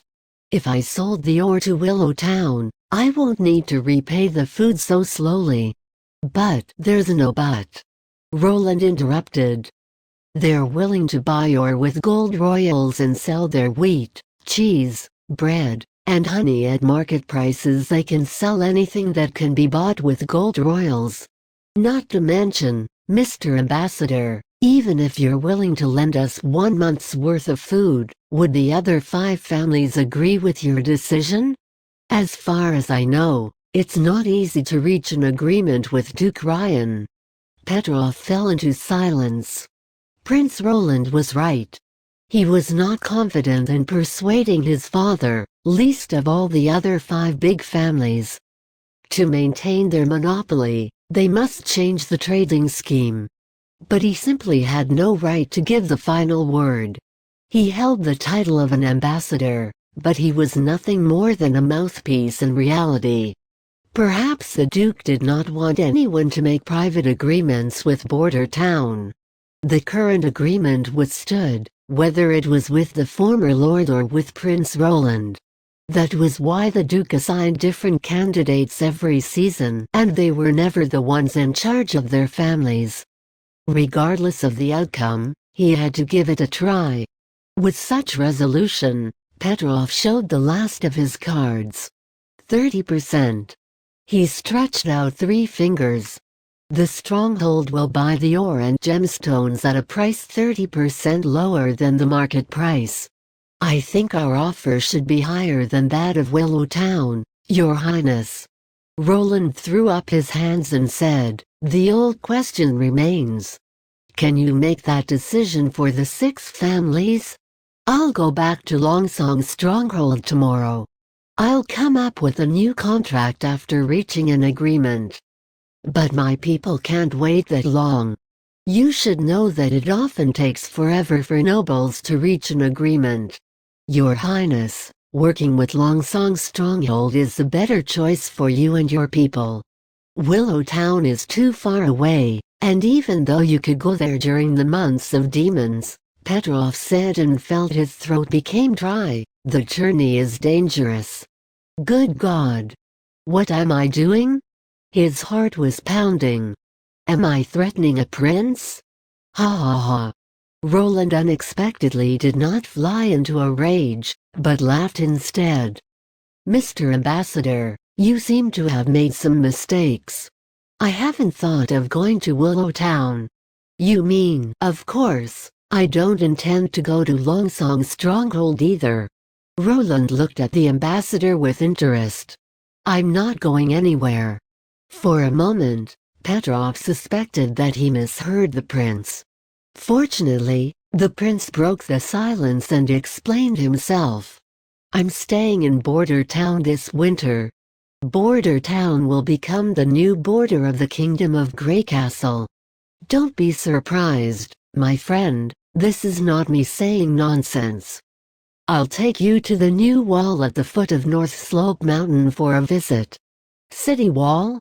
"Yes, the city wall is a stone wall of about 4 meters high and 2 meters wide, connecting Northern Slope and the Redwater River. With the wall, we can fight off the demonic beasts in Border Town." Petrov felt his brain was not working. The former ambassador had not mentioned any city wall. Back then, the lord of Border Town was from Longsong Stronghold. How could he send the limited manpower he had to build the wall? In other words, did Prince Roland begin building the walls as soon as he arrived? Even so, it had been only 3 months. How could they have built something like that in such a short time? Wait a minute, what did His Highness say? Is it about 4 meters high and 2 meters wide, connecting Northern Slope and the Redwater River? Petrov calculated in his mind. It would take years to build such a wall. Firstly, he did not have enough masons to cut and grind the stones. Border Town was not like Greycastle, and most people who lived here were poor laborers. He had yet to digest the news when Roland's next words shocked him again. "As for the sales of the ore, I can slash the price by half from next year, my good sir. But I won't sell all of them to Longsong Stronghold, for you won't need so much ore. I think, compared to the low profits the ores make, you'll prefer metal products like spades, shovels, and things like those." He paused for a moment, seeming to wait for Petrov to absorb his words. "As for the raw gemstones, they'll be sold to the highest bidder through an auction." I'd like to sell them at a good price after the gem is cut, but unfortunately no one in Border Town has that ability. Do you even have the ability to build a city wall in a few months?" Petrov screamed from the bottom of his heart. And what did he mean by saying the stronghold not needing so many ores? Besides, it already took a whole year for them to produce 1,000 gold royals. Even if there will be an increase in the production, it'll be doubled at best. Was he saying that the stronghold can't even take an ore's worth of 2,000 gold royals? That was too presumptuous of him. He tried hard to suppress his frustration and maintained the last of his etiquette. "Your Highness, I've memorized everything you said. I'll return immediately and negotiate with the 6 families. But there's one last thing. The city wall you speak of, I want to go and have a look." "Of course." Roland smiled. "You don't need to be in such a rush. Enjoy the pastries of King's City first. It's not too late to go then, right, Mr. Ambassador?" Chapter 19, The Lecture. The winter's first rainfall finally arrived, lasting for 2 days. Roland leaned against his working desk and looked out at the hazy town in rain through the window. The wind brought a shower of rain against the window, causing bursts of ripples. The town's silhouetted outline became distorted through the ripples. The houses and the extensions of the streets seemed bent and deformed, in contrast with their tidy look in the past. Due to the lack of effective drainage measures, the crisscrossed flagstone pavement became overflowing with accumulated water. From afar, the water on the road looked like many little crystalline brooks. The distant mountains and forests were covered with mist, looming and changing like a lost world on Earth. If in modern times, such a landscape would certainly be a tourist attraction, but what Roland wished to see was a jungle made of concrete and steel. Because of the rain, the city wall construction also had to stop. This fact affected his mood and made his previous delight in successfully discouraging the stronghold messenger the day before yesterday fade away. "You just said the air around us is made up of lots of different gases, is that true?" Anna's clear voice interrupted Roland's thoughts, while she looked at him curiously, blinking her beautiful blue eyes. Miss Anna, you should address His Highness with honorifics," warned the chief knight next to her. "Don't make a fuss about it." Roland turned around. "She's now my student." Since it was raining and they had not much business, he called Carter and the 2 witches to attend his class. Yes, he had decided to give a small lecture on natural science. He was inspired by stonemason Carl's college. If a mason could open a school, then a mechanical engineer like himself could open one too. Why did discrimination exist? Was not it because of ignorance? During any period of history, universal education was the most effective way to promote the development of civilization. He originally wanted the assistant minister to attend the class too, but the latter was too busy with other administrative tasks and politely declined his offer. Roland did not know why, but since the beginning of the winter, Barov seemed to be overzealous and took charge of all the daily management of Border Town all alone. At the prospect of gaining new knowledge, Anna's eyes immediately sparkled with curiosity. Nana also became happy, for she did not need to treat any wounded animals. As for Carter, since he had nothing special to do, he attended the class to see what new nonsense the prince had thought of. But not long after the class had begun, the knight's eyes became drowsy. Nana also had a bewildered look, her eyes staring at the words natural science. It seemed that Anna had only grasped the general idea, trying hard to remember everything she had heard. Roland could not help but stop the lecture for a moment, letting the 3 of them contemplate on his lecture. As for Anna's question, he smiled and nodded. "Of course, even though they look alike. Your Highness, I don't understand. Since they all look the same, how can you tell that they're different gases? Carter expressed his doubts. I can prove it to you. Roland knew that using only words, most of the people would be confounded by listening to these theories. He decided to make them interested by showing them the example of a simple experiment. A candle, a glass, a wooden basin, a bowl of clear lime water. He had prepared these things in advance. Although at this time they only had pale brown glass, which was far less transparent than normal glass, it could still serve the purpose of the experiment. After all, there was no need to observe the modification process during this simple experiment. Roland had done the experiment beforehand, and the results showed that although magic existed in this world, the rules of nature were still the same as on Earth. He let Anna light the candle and put it in the basin. The process of burning requires a specific gas. This gas is also related to all life. If we stop breathing it, we'll be like this candle. Take a look. Roland put the glass on the candle, and after the flame shook a few times, it soon went out. It exhausted the air. Your Highness, this is not surprising, the Chief Knight said disapprovingly. Of course we'll die without air, for example, if we fall into the water.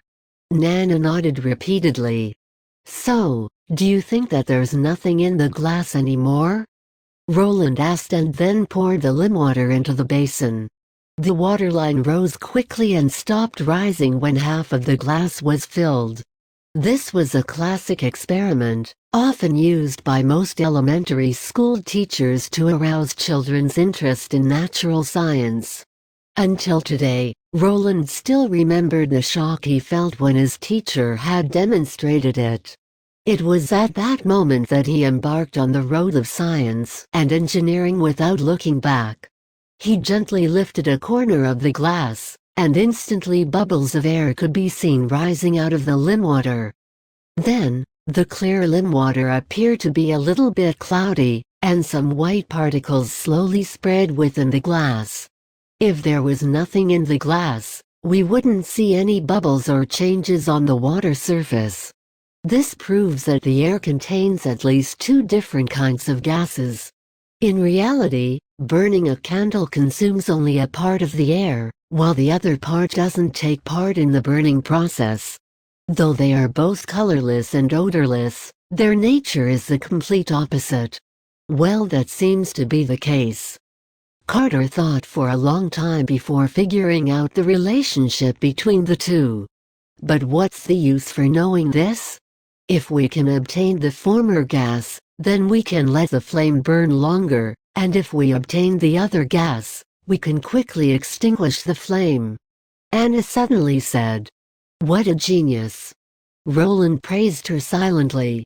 Even though she made a small error, she had shown herself to be a genius by suggesting separation and purification of gases before use. She had not received any systematic modern education, but yet she could quickly think of this point. This showed that her logical skills were far beyond those of normal people, at least far better than those of his chief knight. Correct. Since the time humans learned to use fire, they were separated from the animals. Perhaps it all started as a coincidence, a lightning that hit a tree and lit it up, or a spark generated between two rocks. But if no one had noticed it and tried using it, we would still be the same as animals, Roland replied patiently. The goal of this experiment is to show you that curiosity and thinking are the driving forces for human progress. There are many similar forces hidden in nature, waiting for us to discover and use them. After he finished, Carter still had a doubtful look while Nana was staring at Roland with open eyes, amazed but unable to comprehend what he meant. Only Anna gazed down as if she was thinking about something. Well, Roland sighed that, indeed, teaching advanced theories would not bring enlightenment, and it would only make people confused. Their intellectual level determined that they would not be able to understand the significance of these forces unless they saw it with their own eyes. Only then they would understand how amazing the hidden forces in nature were. At this moment, the kettle hanging from the mantel gave off a clanging sound, the sound of the steam hitting against the lid. Ah, the water is boiled. The knight walked over to remove the kettle with a fork, and soon the sound stopped. He wrapped a piece of cloth around the handle, and then filled everyone's cups with water. Roland reached out for the cup and felt the temperature of the handle. From the discovery of fire, the principle of boiling water became a reality. Numerous people had witnessed boiling water and used it, but no one thought that the gently curling and rising water vapor could also contain such a tremendous amount of energy. In a few hundred years, it would become the driving force behind humankind's development, and it would quickly change the history of mankind. Although the principle was simple, due to limited technology, it would not be the first choice when it came to farming. But this world was different, he thought. There are witches here. Using magic to fight wars was the way of barbarians instead. Applying magic to create and to replace some of the key technologies to make civilization develop faster was the correct way to use magic. They chatted until the sun set, and after having dinner together, Roland went to his bedroom. There was no nightlife in that era, and most people went to bed early if they did not make love. He had previously considered taking advantage of his position as a prince and calling a maid to do some physical activities. But in the end, he was too embarrassed to do it. Right after he lit the candle in his room, he heard the sound of applause behind him, and then someone spoke. It was a spectacular lecture. "I didn't expect Your Highness was actually a learned man." It was the voice of an unknown woman. Roland instantly felt cold sweat on his forehead. If she could and would suddenly appear like this in his room without giving him notice, what else could she be if not an assassin? He immediately ran towards the door, but before he could reach the doorknob, he felt a cold wind blowing next to his ear. When he was back to his senses, he found a silver dagger firmly logged into the door, with only a finger's width to his cheek. Chapter 20, Nightingale. "Don't be frightened, Your Highness.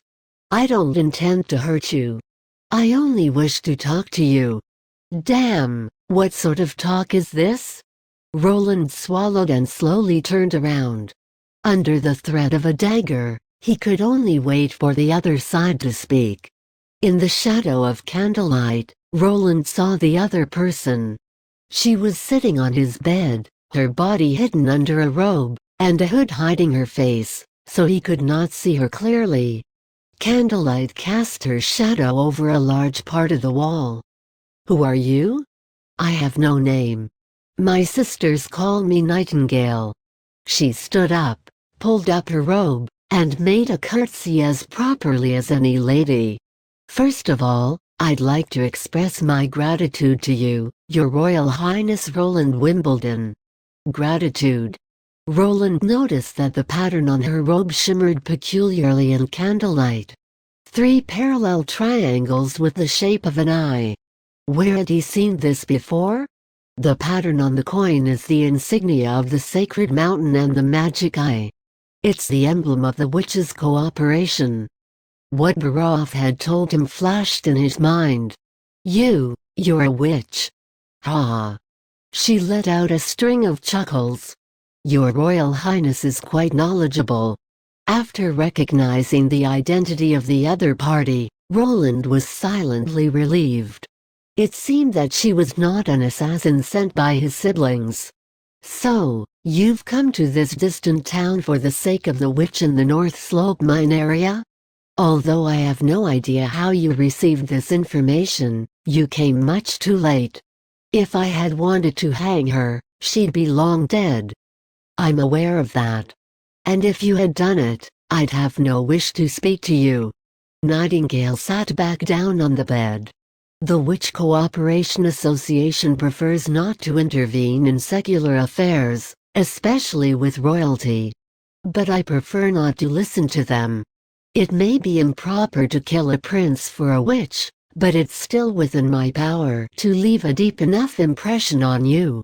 It was an explicit threat, but Roland regained his composure. "She's alive and well. I'm also aware that there is another girl, Nana." She nodded. "I visited this place a week ago, but I didn't meet you. I've been watching all that you've been doing, and while I don't understand why it's that you don't have the typical hostility against us witches, I'd like to thank you on behalf of the Witches Cooperation Association. You've been here for a week." Roland wiped his forehead. "She's seen everything?" This had been going on for a week and he did not notice anything. "So, tell me, did you come here to talk, or just to thank me? Isn't it tiring to stand while speaking to me?" she said as she lowered her hood. "Come here and talk. I'm not ugly. My appearance won't scare your highness." She was more than not ugly. In fact, one could almost say that she was pretty. With her hood now lowered, Nightingale's golden wavy hair fell down like a cascade, dancing under the candlelight. Her nose was long and her eyes sparkled. Unlike Nana and Anna's childish faces, hers showed an air of maturity. Though in the dark one could not fully perceive her face, the delicate and well-proportioned shadows on her face could serve as enough proof of her beauty. Roland slowly walked across the room and sat next to her on the bed. He was doing so not because her beauty made him forget possible dangers, but rather because he simply believed that she was not malicious. "You can talk now. Sure enough, you're not afraid of me."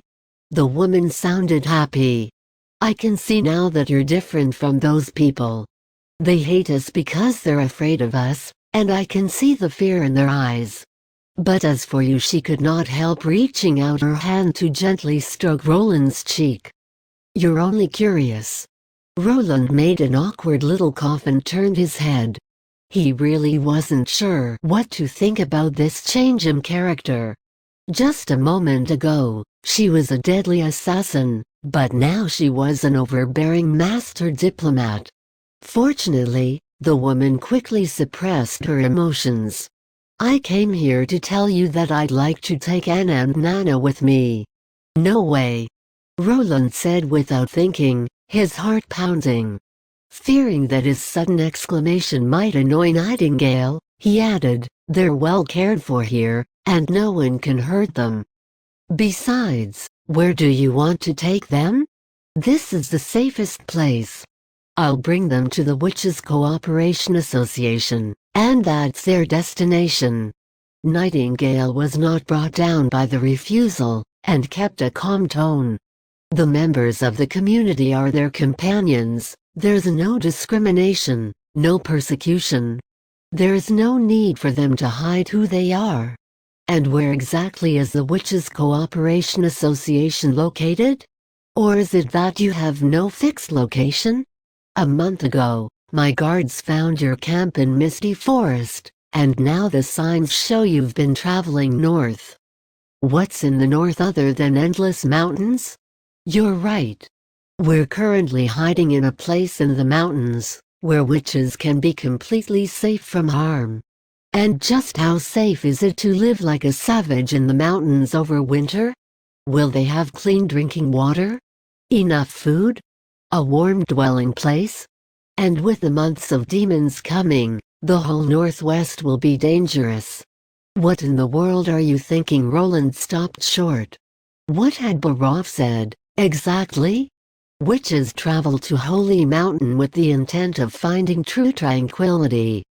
The Witches Cooperation Association was launched in order for witches to travel together to Holy Mountain.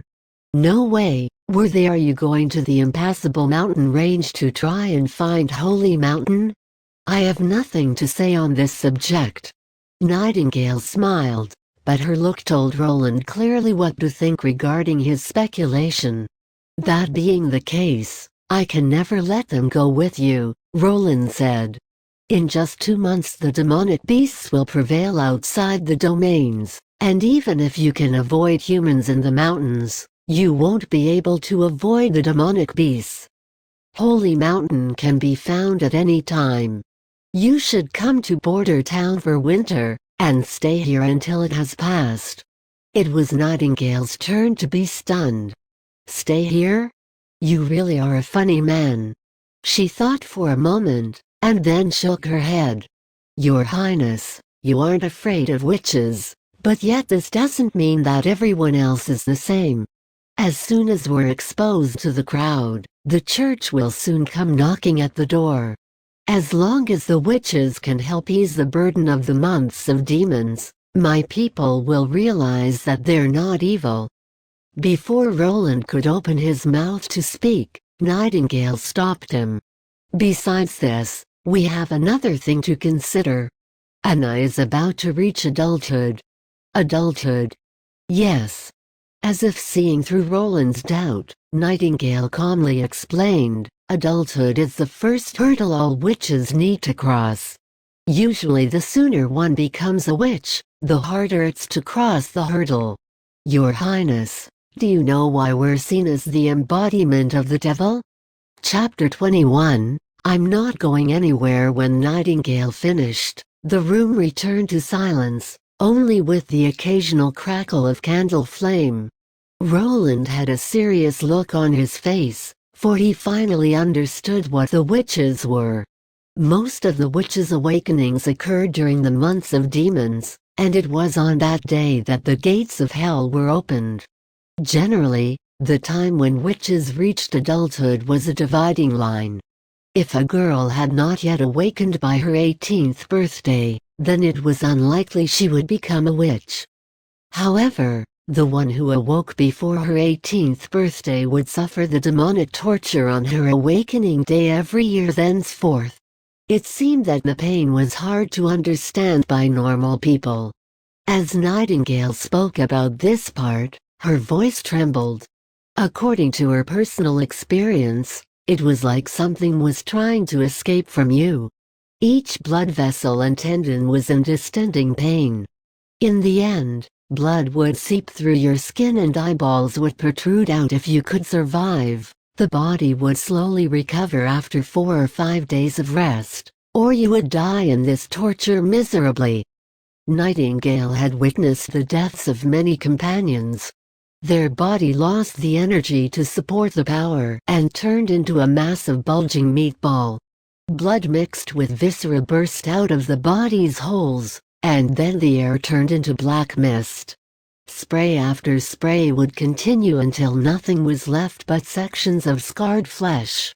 It was why witches were regarded as the embodiment of demons. Ordinary people were terrified when seeing it, and who would care what caused the death? Plus the church added fuel to the fire, claiming that this was what would happen to demons. Over time, the witches became the spokespeople of evil. No matter how outsiders saw it, this torture was real, and it was for this reason that the lives of witches were generally short. As time went on, it got more and more difficult, and as such, many of the witches chose to end their own life. The demonic torture when a witch hit adulthood at the age of 18 was the most difficult hurdle to pass. In fact, prior to this point, the magic within them was incomplete. It was only after reaching adulthood that their power was stabilized. After the magic had stabilized, it would also see an increase, and new branches of the abilities could even be created. Unfortunately, the process of stabilization was extremely painful. The torture of the magical power was so strong that the ordinary adult could not take it, and many witches would die on that day. Hearing that, Roland was silent for a long time before he whispered, according to the ancient books, the witches have to find Holy Mountain where they will receive eternal peace and save them from demonic torture. Is that true? No one knows. Holy Mountain only appeared in the legend. However, if we bring them to the Witches Cooperation Association camp, they'll have a better chance to survive. Over there, they would not have to hide themselves and could live freely. The physical suffering will be much less than that of the past. Roland was vexed because Anna and Nana played an important role in his plan, but he could not bear that they would take tremendous risk for the sake of his plan. Anna is downstairs. I'll call her over, and if she is willing to go, you can take her with you. As for Nana, I won't see her until tomorrow, he said in a weak voice. Thank you for your understanding. It seems I didn't misjudge you, Nightingale said as she stood up to give her regards. At this time, Anna had not yet slept, and when Roland called her, she was copying something at a desk. Seeing Roland, she looked surprised. When she was asked to go to his chamber, she followed him without saying a word. When she found there was another person in his room, the girl was shocked. Roland took her hand and introduced them briefly, and then the three sat down around the round table. Nightingale repeated what she had said before. In the camp, there are many people like you, and they'll be your sisters. This seems to be the case, Miss Anna. Although I signed a contract of employment with you, in the event of life-threatening circumstances, I must respect your opinion. If you agree, I'm not going. Roland was stunned. What did you say? I said I'm not going. Anna quickly interrupted. I want to stay here. Anna, I'm not lying to you. Nightingale frowned. I can feel the soaring magic power in your body is close to maturity. Your day of adulthood will come 2 months into the months of demons. The earlier you come to the camp, the safer you'll be. She paid no attention to Nightingale, but turned her head and looked at Roland. Your Highness, do you remember when you asked me if I'd like to go back to Carl's college with Nana and learn with the other children? Roland nodded. At that time I did not respond. But what you said after, I don't care whether to live like a normal person. Anna's voice was smooth and natural. I just want to stay with His Royal Highness, nothing more. Roland had thought he had understood Anna's mind, but now he realized that he did not understand it at all. He could not see any emotions in her eyes. It was neither dependency nor love. There was nothing to see, only deep, bottomless tranquility. He remembered the first time they met. Back then her eyes also looked as calm as they were now. The difference was that at this moment her face was full of life, like a blooming flower. Still, she did not fear death, nor did she await it. The demonic torture won't kill me, said Anna, and I'll beat it. Nightingale closed her eyes and took a deep breath. All right, I understand. So then, will you leave us alone? Asked Roland. No, I'll stay here, she said, pulling on her hood and standing up. Regardless, the camp won't move until the end of the months of demons. Why? Roland was shocked. Did she actually plan to watch them throughout the whole winter? I don't think that the chicks who haven't yet seen adulthood will understand its danger. I've hung over the edge of death and witnessed the loss of my companions. When that day comes, I'll help her. If Nightingale shrugged. If she should not survive, I have experience in dealing with the funeral. She went to the door, unsheathed her dagger, and kneeled once again in front of Roland. Then I shall take my leave, she said, and her body gradually disappeared into the dark. The mist did not even leave the slightest trace. Is this Nightingale's ability? Roland pondered. Her silent voice simply makes her a natural assassin. And from how she threw that dagger, she had obviously had the relevant training. Apart from being a group of the same type of people, did the Witch Cooperation Association also assist her with the training? Or was it that she had possessed the skills from her life prior to joining them? The information available about the group was simply too little, and Roland could find nothing useful in his memories.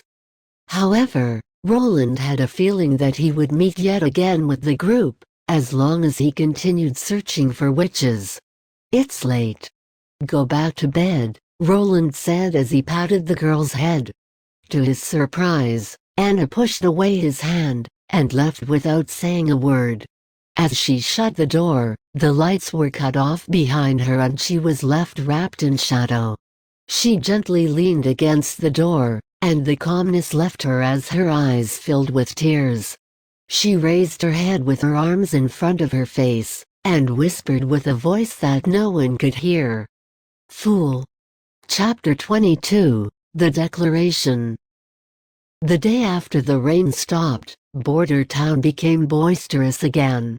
Many villagers gathered in the square, waiting for the speech of Prince Roland amidst heavy discussion. Roland put up the official notice a day before the speech, saying that anyone who came to the square for this speech could get a dish of oatmeal and half a piece of bread. This amounted to a free lunch for the townspeople. Thus, the audience that showed up was much more than those who watched hanging. When it approached noon, Roland mounted the elevation stand. He would be deceiving himself if he said he was not nervous while confronting the sea of people. He mainly dealt with computer monitors before. Even at meetings, he just applauded the speaker from below. Therefore, this was the first time he needed to deal with such a big crowd. But in order to make the townspeople stay in Border Town, he had to do it. There had to be a general mobilization. Roland waved his hands and the people became quiet immediately. This scene had been repeated a lot of times in secret. However, when this formal performance came, his lips still turned dry. "My subjects, good afternoon. This is Roland Wimbledon, the fourth prince of Kingdom of Greycastle. I have gathered you here at this moment to declare an important message. The envoy of Longsong's stronghold reached here 4 days ago for our delivery.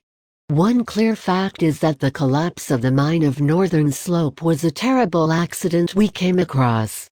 Till today, the production there has not recovered completely and this accident meant there was only 2 months' output last quarter. I explained to the envoy this condition and hoped he would distribute enough food to Border Town and we would make up the ores at the end of winter. However, he refused and accepted no negotiation. He refused to distribute more food just like 2 years ago." The crowds exclaimed, showing that the food shortage 2 years ago left a deep impression on them. "It gets even worse this time. Astrologer of Kingdom of Greycastle informed me that this year's winter would be much longer than before and months of demons would probably last for over 4 months. That is to say, everyone might face 2 months of food shortage. You lost your companions, brothers or children 2 years ago. What else are you prepared to lose this time? No, Your Highness, save us, please."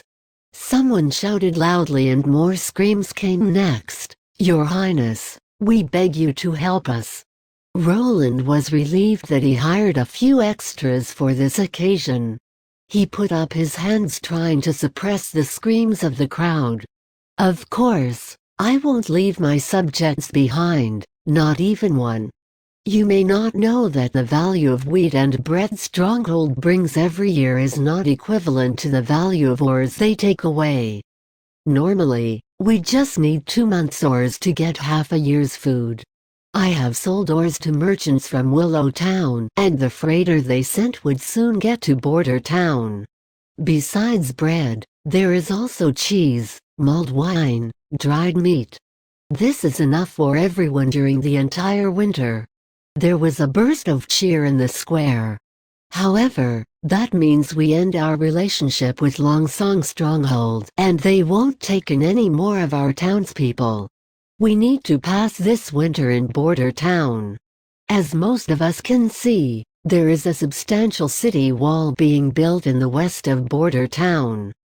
I want to tell you that you don't need to worry about the threats from demonic beasts. They are not stronger than the beasts from forests. Although huge and strong, they cannot pose threats to the city wall and merely serve as a target. Make your choice, my subjects. You have two choices here. One choice is to hide behind the shack of stronghold and die of hunger. The other one is follow my order and guard border town till the end to protect your relatives and children. I promise you that if you hold up until the end of months of demons, all those who take part in the building of city wall will be rewarded 25 silver royals. And anyone who sacrifices his life, his family will get a compensation of 5 gold royals. Fight for your highness.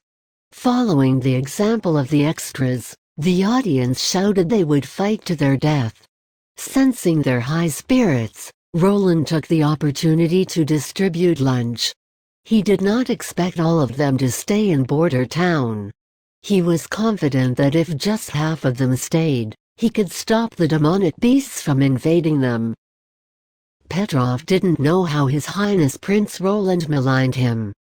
When he delivered the message to the 6 nobilities of Stronghold, they all laughed uproariously.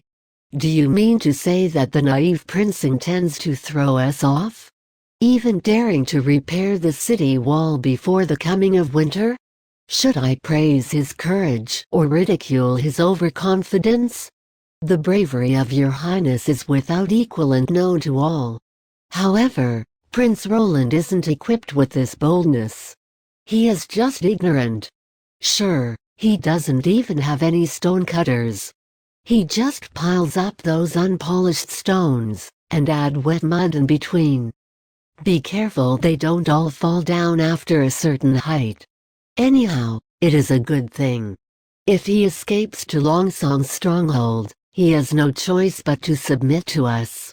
If he dies in border town, we can end this farce early. What do you think, Petrov? The Duke suddenly broke his silence. Petrov stared blankly for a while, and he didn't expect the Duke of Longsong would ask for his opinions.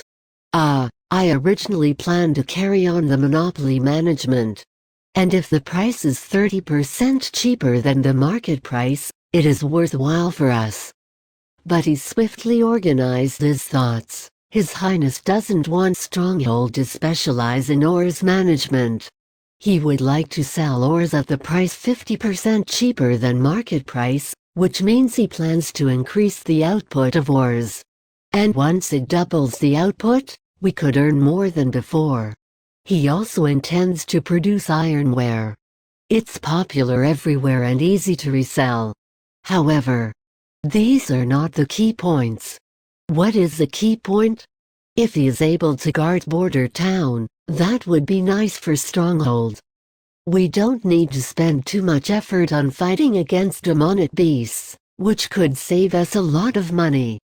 Besides, the wide land between Longsong's stronghold and border town would belong to us. It would be a good choice to cultivate or migrate, which can relieve the condition of population congestion. Stronghold demonstrated his thoughts one by one. Besides, Prince Roland won't stay in border town forever. Royal decree on the selection of Crown Prince just lasts for 5 years. We are going to obtain a more prosperous border town. Longsong Stronghold will be the 3rd largest domain of kingdom with the joining of border town.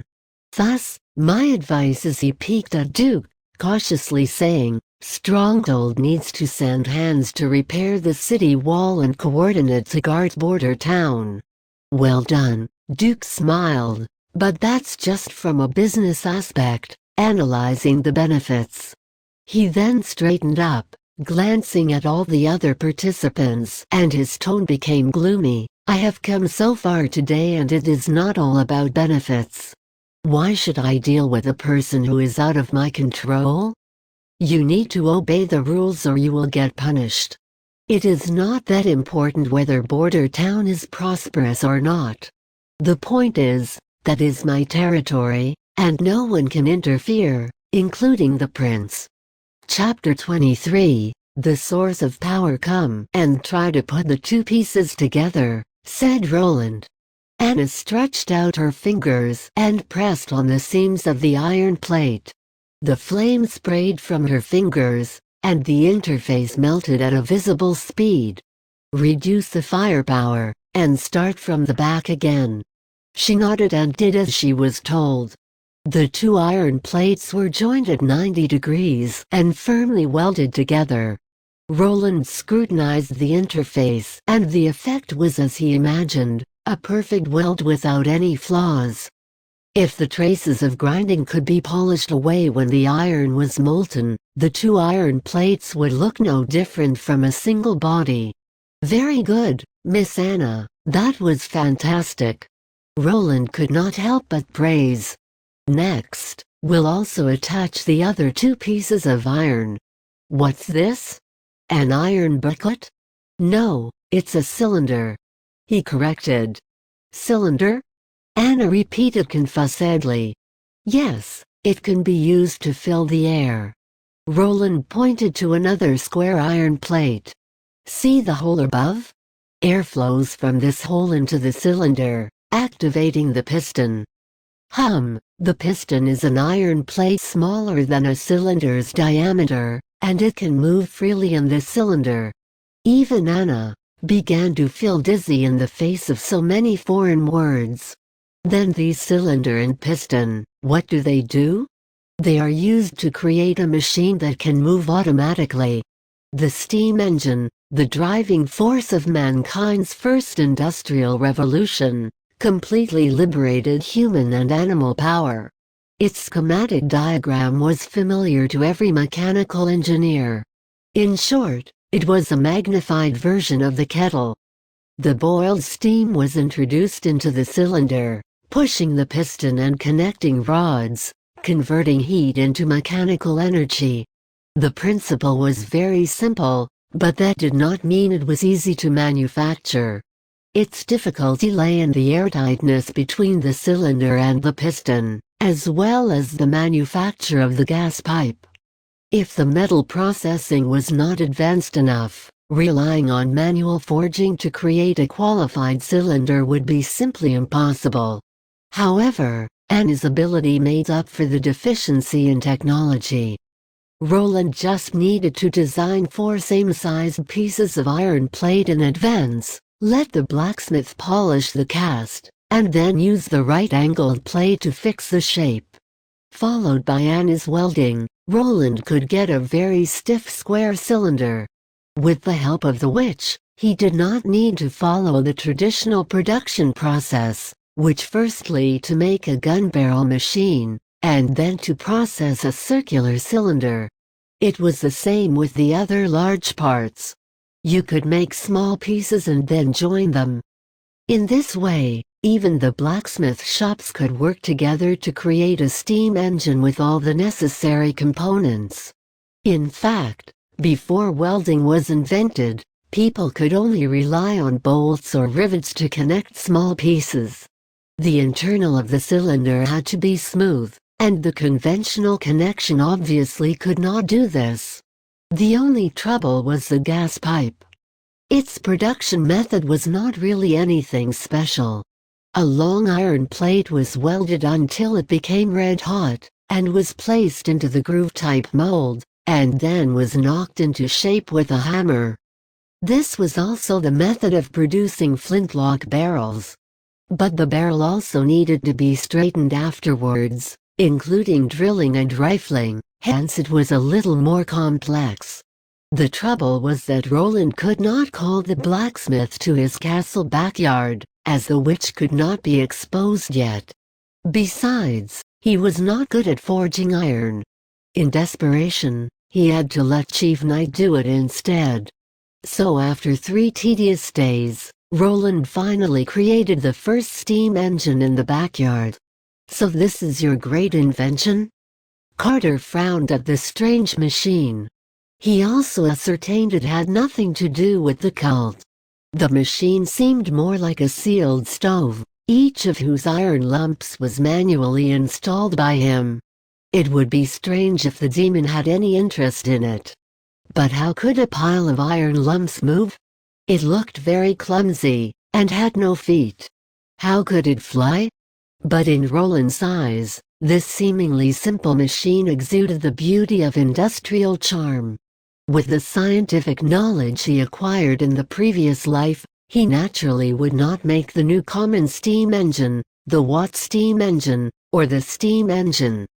His first trial product was a high-pressure steam engine with double connecting rods and sliding valves. Its manufacturing process was not more difficult than that of the most primitive steam engine, but the key lay in some innovative ideas. You'll find out soon. Roland poured a bucket of water into the steam compartment, and let Anna light some firewood. 10 minutes later, the water boiled, and kept boiling furiously. Soon, a crackling sound came from the cylinder, and Roland knew that was the sound of thermal expansion in the cylinder. The piston's iron plate was thin, the expansion was larger than the cylinder block, and would ultimately be edged firmly in the cylinder wall. "Isn't this boiling water? Didn't expect it to be a stove," Carter muttered. When the cylinder was full of steam, what happened next made Roland very excited. The piston began to push the connecting rod outwards.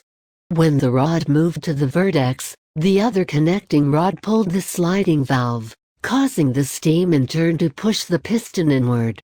The two connecting rods worked alternately to make the wheel rotate, and with the increased firepower, it quickly reached its peak. The machine let out a harsh roar, and the exhaust spat out white gas, with a kind of unstoppable momentum. "This is what you mean by the hidden power of nature?" Anne asked blankly. The chief knight looked incredulous. He installed the big iron wheel with a huge effort. Yet now it was like a feather spinning, and he could even feel the air blowing caused by the spinning wheels. This could only mean this machine of iron lumps had a surprising strength. His heart gradually became a little uneasy. His Highness said that it could replace manpower and animal power. If this was not a lie, when it replaced the horse and the chariots, even 10 knights would not be able to resist this brute force. It took 15 years to train a qualified knight, but to make such an iron furnace, it only took 3 days. If the time of building certain parts by blacksmiths was counted, it would only take a week in total. It did not need food, was not afraid of cold and hunger, and also not afraid of arrows, swords and guns. As long as the Embolin was mounted, it would be able to rampage on the battlefield. In this way, what's the point for traditional knights to exist? At night, when Roland returned to his bedroom, he saw Nightingale again. She did not wear a hood this time, sitting at the table with a smile, holding a few pieces of parchment in her hands. "It seems the rumors are really untrue. It's said that Prince Roland is ignorant and unskilled, a vile character, but you're actually much better compared to the court master. Is it the design of the iron furnace on this piece of paper? You call it steam engine, right? Oh damn, can I get any privacy? You come and go as you wish. Do you think this is your home?" Suppressing his displeasure, he said blankly, "It's a design, but without Anna's help, it's just a sheet of paper." "What is it for?" "A lot. Transportation, drainage, smelting, forging. It's useful wherever massive power is needed." "In that case, I'll keep it." Nightingale rolled the parchment and put it in her robes. "There's also someone in the Witch Cooperation Association who can control the flames." "Hang on!" She waved her hand to stop Roland's protest. "Of course, I'm not going to blatantly take your things. Take a look at this first." She placed a small lump of white thing on the table. Roland went over, picked it up with his fingers and found that it was a roll of paper. He gently spread it and had a quick look. "This is the letter sent by the pigeon," said Nightingale in a joking tone. "The recipient is your headmaid Tyre, and it seems that your harem is not safe." "I have never laid a hand on her," Roland said, frowning. Tyre seemed to have followed him for a long time in his memory. Originally, the prince was quite interested in her, but he failed in several harassments. After they came to Border Town, he directly promoted her to headmaid, so that she could attend upon him. Her room was also arranged just next to his. He did not realize she was a spy sent by his siblings. Although the letter was not signed, judging by the content, it was very likely the handwriting of his siblings. The letter said the Lord was very unhappy about the failure in the last attempt. She was ordered to strike during the riot at Longsong Stronghold next time and not allowed to fail again. Well, actually she had succeeded, he thought, or I would not have become Roland Wimbledon. This letter was unlikely to be forged by Nightingale, because only those who participated in this conspiracy would know about the first assassination. Plus Nightingale did not need to take so much trouble to kill himself. "Did you steal this from her?" "Your headmaid was not so stupid. She was about to burn it, but luckily I happened to appear behind her back." Nightingale made a switching action. "So what are you going to do? Do you need my help to handle this?" Roland definitely knew what she meant by handle. He hesitated for a moment, and then finally nodded. "In that case, thank you for your kind help." He has no confidence in doing something like this. "If you can, please help me to find out who her mastermind was." "As you wish, Your Highness," said Nightingale with a smile. "The design will be the pay." Chapter 24. The development plan. Waking up in the morning, Roland was not attended to by Tyre, but an old maid. Walking out of the bedroom, Chief Knight Carter was waiting outside for him. "Your Highness, I have to tell you a piece of unfortunate news," he said. "Your headmaid was found dead last night." "What?" Roland's eyelids jumped. Although he already expected this result, his heart still felt uneasy. After all, she died because of him. She fell from the balcony of the room, and there were no traces of fighting. The guard did not see outsiders come in. So she must have accidentally fallen. It was an accident. The knight reported the results of the investigation, while looking at Roland a little weirdly. Roland knew what he was thinking, of course. In the kingdom of Grey Castle, everyone knew that Prince Roland wanted to possess Tyre. In that era, the prince and the maids having relationships was very normal. There was hardly any entertainment, much less nightlife, so there was literally nothing else to do except fornication. Besides, the prince and the noble would also exchange women among themselves, and even organized orgies. So to say that the circle of noble was chaotic was more than a harmless joke. Prince Roland was already considered tame in this aspect, and after Cheng Yan woke up as Roland, he did not touch a single woman. Other than Tyre, the rest of the maids were considered quite shabby. Plus after the time travel, he had to face the months of demons, so his brain was full of the farming project. He did not have the time to enjoy the decadence of noble life yet. "It's a pity," said Roland, with a faint look of remorse. "About Tyre's funeral, ask the old maid who served me this morning to handle it. And she'll now be the new headmaid." Carter nodded, bowed and left. As soon as Roland entered the office, he saw Nightingale sitting on the mahogany table. "Did you manage to find out anything?"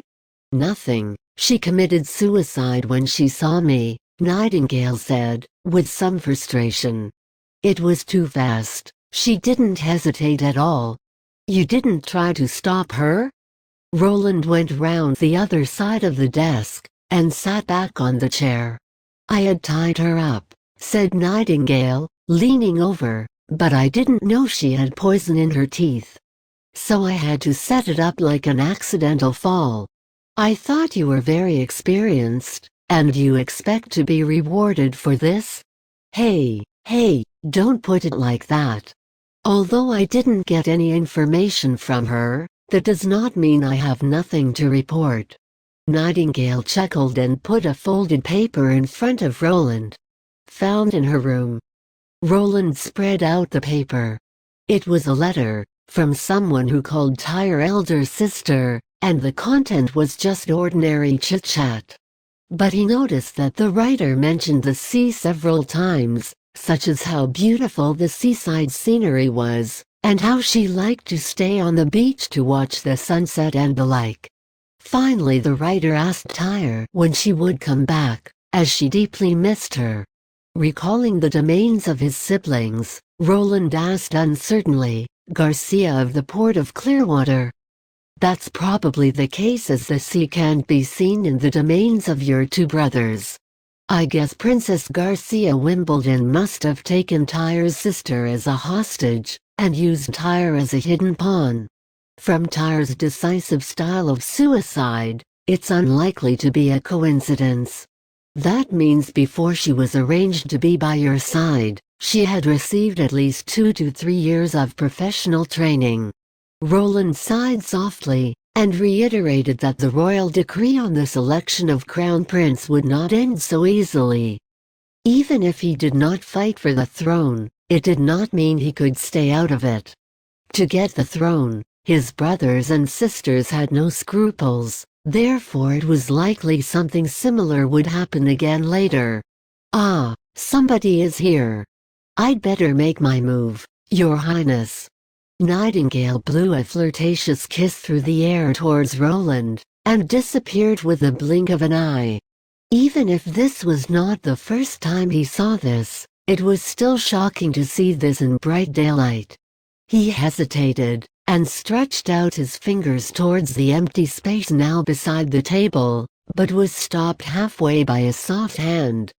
"Your Highness, you'd make Anna sad in this way," Roland thought. There was a knock at the door. "Your Highness, I'm Baroff." Roland took back his fingers and became expressionless. "Come in." With a large bundle of files in his arms, the assistant minister began to report nearly a week of government affairs right after he came in. Roland also cleared his thoughts, and concentrated on his report. After more than a month of contact, he found himself familiar with Baroff's working style, rather than being completely confused and puzzled like in the beginning. In general, the finance of Border Town had a certain degree of improvement. This was mainly due to the ore and gemstones being sold to Willow Town in exchange for nearly 200 gold royals. After being used to purchase food and pay wages, there were still 90 royals remaining. Baroff was also in a good mood. Now that there was some extra money, surviving this winter would not be too difficult. But Roland was determined to not let him be idle. "I want to pick a group of people from the subjects to fight demonic beasts. And from now on they must be gathered to receive training. The instructor will be my chief knight, and I'll give him the specifics later on. You need to make a purchase plan, as these people must have solid leather armor and a gun, but also 2 sets of winter clothes. Your Highness, this according to the convention, isn't this a temporary recruitment of subjects for war? Fighting on the battlefield without proper training makes them but a group of mobs. Can we scare off demonic beasts by relying on sheer masses? It's more troublesome if they break up. Don't tell me you really want to stand by Border Town?"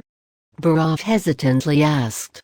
"If we really can't protect it, of course, I'll retreat. But I don't think we can't defeat even a few mutated beasts. If we go according to your plan, you'll need more money." Baroff's miserly face made Roland laugh. "These are necessary expenses, go take care of it." There were still more than 300 pieces of gold royals in his own vault, mainly used to pay for the cost of building the city wall. He also paid the blacksmith shop for the steam engine materials and components. The first machine cost him almost 20 gold royals, and he needed at least 3 more. The steam engine triggered the first industrial revolution, but it did not mean that the steam engine was equal to the Industrial Revolution. At that time, the United Kingdom urgently needed a new power to replace people and livestock in order to satisfy mine production. After Watt improved the steam engine, massive orders were immediately received from overseas, and the new power quickly spread to various industries. At this time, Border Town did not have the foundation for the Industrial Revolution, and industrialization did not even exist. So Roland did not expect to sell steam engines to make the first pot of gold. He just wanted to invest the machine in the Northern Slope mine area for mining and gravel. When the mine production increased, then he would expand the steam engine's scale of usage. This was the equivalent of promoting industrial development from top to bottom. Chapter 25, The Militia. "These are the men you recruited?" Roland asked. Looking at the crowd of folks in rags, he had to hold back the urge to turn about and get away immediately. "Your Highness, these men were chosen according to your requirements," Carter replied, counting his fingers. "Male, no criminal record, above 18, under 40 years old, and not disabled. I have checked over everyone carefully." All right, Roland knew that he could not expect too much. After all, the productive forces of this world were so low that it would be difficult even to fill the people's stomach, not to mention to dress decently. His identity as a prince prevented him from seeing that refugees who had no clothes on their backs and begged for a living were a common sight out of the castle. As a matter of fact, even in the capital of Grey Castle, there existed the profession of corpse collecting. These people dragged away the corpses of the starving who dropped dead in the streets and burned them. Roland closed his eyes and contemplated. It seems it was only a little more elegant than gang fights. Generally speaking, when a lord decided to wage a war, or rather, had a fight, since Roland did not think what they were doing had anything in common with warfare, he would convene all the noble families in his domain, whom in turn convene the lower noble families in their respective domains. For example, a duke would convene his earls, while an earl would convene his viscounts, and a viscount his barons, and so on and so forth. These noble families usually had a bunch of knights and mercenaries as their own forces. These men were the main forces in a fight, and they were well armed and equipped. At the same time, they recruited common men and peasants in their domains to join the fight. To be honest, their purpose was to carry provisions for the troops and to fight in the front line. The ones who suffered most in battle were those groups of cannon fodder. As for the warriors from the noble families, as long as they did not die on a battlefield, they would be captured and then treated well so that they could be traded for ransom. Roland would not count on those few noble families in Border Town to fight for him. In fact, they had nothing to do with Border Town. Instead, their titles of baron were mostly granted by the Lord of Longsong Stronghold, and their territories also belonged to the domain of Longsong Stronghold. In this age, a platoon completely composed of common men required some imagination to understand. They were too ignorant to read documents or understand orders. Not to mention that they never had any professional training. How could they be compared with knights who started practicing sword fighting since the age of 10? Carter approached Roland and said softly, "Your Highness, this method has never been acceptable. Look at them. Which one of them can hold a sword? I'm afraid that they'd soon disperse at the sight of demonic beasts. This would instead disturb the line of defense and have a negative effect. I suggest that we should recruit professional mercenaries from Willow Town or other places to defend the city wall. These men could be kept for sundry duties. No, I'll use them, Roland said, refusing Carter's suggestion. He did not like those mercenaries who fought for money. Besides, he was not only building this army to defend against demonic beasts. He knew from history that a powerful and dynamic army must be built from the people, and there were countless feudal, modern, and contemporary armies that had attested to this rule. "Okay, we'll do as you say," said the knight with a shrug. "Then should I train in swordplay? Though it may not be of much use swordplay. No. You should instruct them to stand in formation and run." Roland held back his words after this, as it suddenly occurred to him that the chief knight himself might have never had such an experience. He said instead, "Call the hunter whom you approached last time. You both should pay attention to what I'll do." The unimaginable things Van Singlecourt experienced today were more than those of the past 20 years combined. He saw Prince Roland with his own eyes. The prince walked past him and even smiled to him. God, was the prince drunk? 3 days ago, when Prince Roland gave the lecture at the square, he knew that this winter would be different from before. They would not head for Longsong Stronghold, but would instead stay and pass the long winter in Border Town.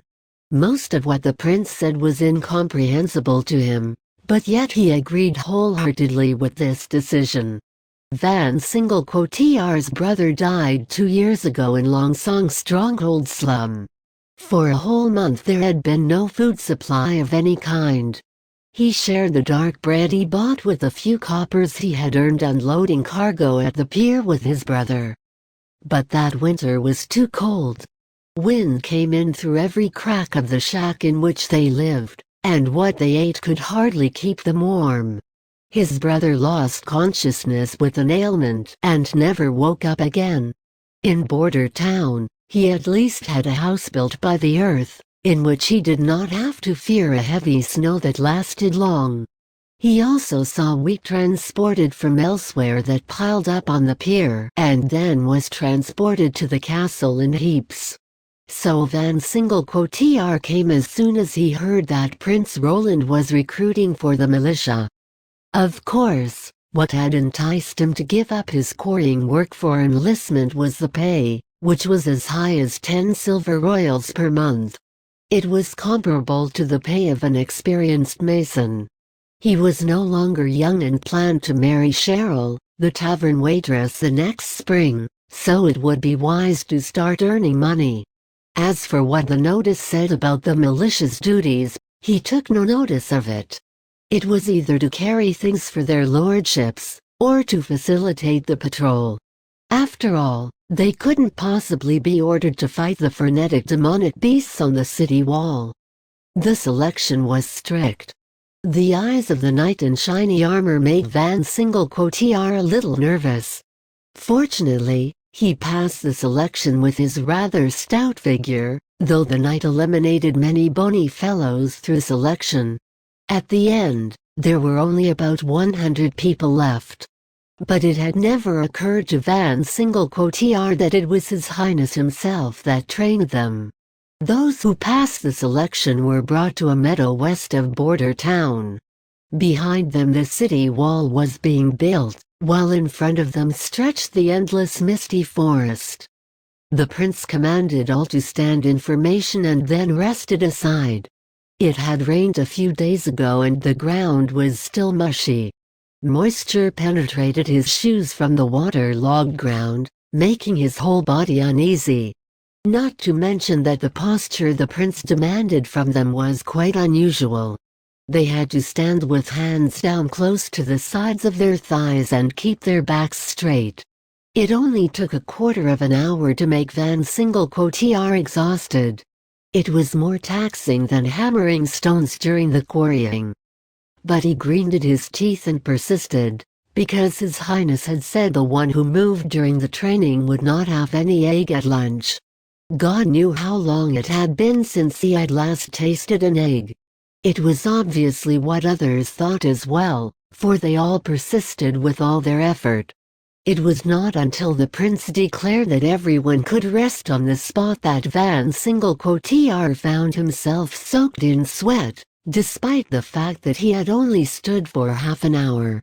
On the other hand, those who had not made it until the end regretted losing their egg. Yet Van Single-Quotier could not think of the use of this training. Could they carry a few more packs of solid food, if they stood like this? If it was not for the fact that His Highness trained them himself, he would have cried out in doubt much earlier. But after the rest, the second order His Highness made was even stranger. He commanded that everyone should continue standing in formation. If no one moved this time, each one would have one more egg at lunch. However, this time if even one person gave up, everyone would lose their chance of adding one more egg to their meal. Van Single-Quotier heard the sound of someone swallowing. Hell, was this the new joke of the nobles? With a carrot and a stick, the prince had led everyone on. But Van Single-Quotier would never consider himself a dumb donkey. But what if everyone could do it? Then later on he could have 2 eggs for lunch. The appeal was too great. Drooling over the eggs, Van Single-Quotier decided to try his best.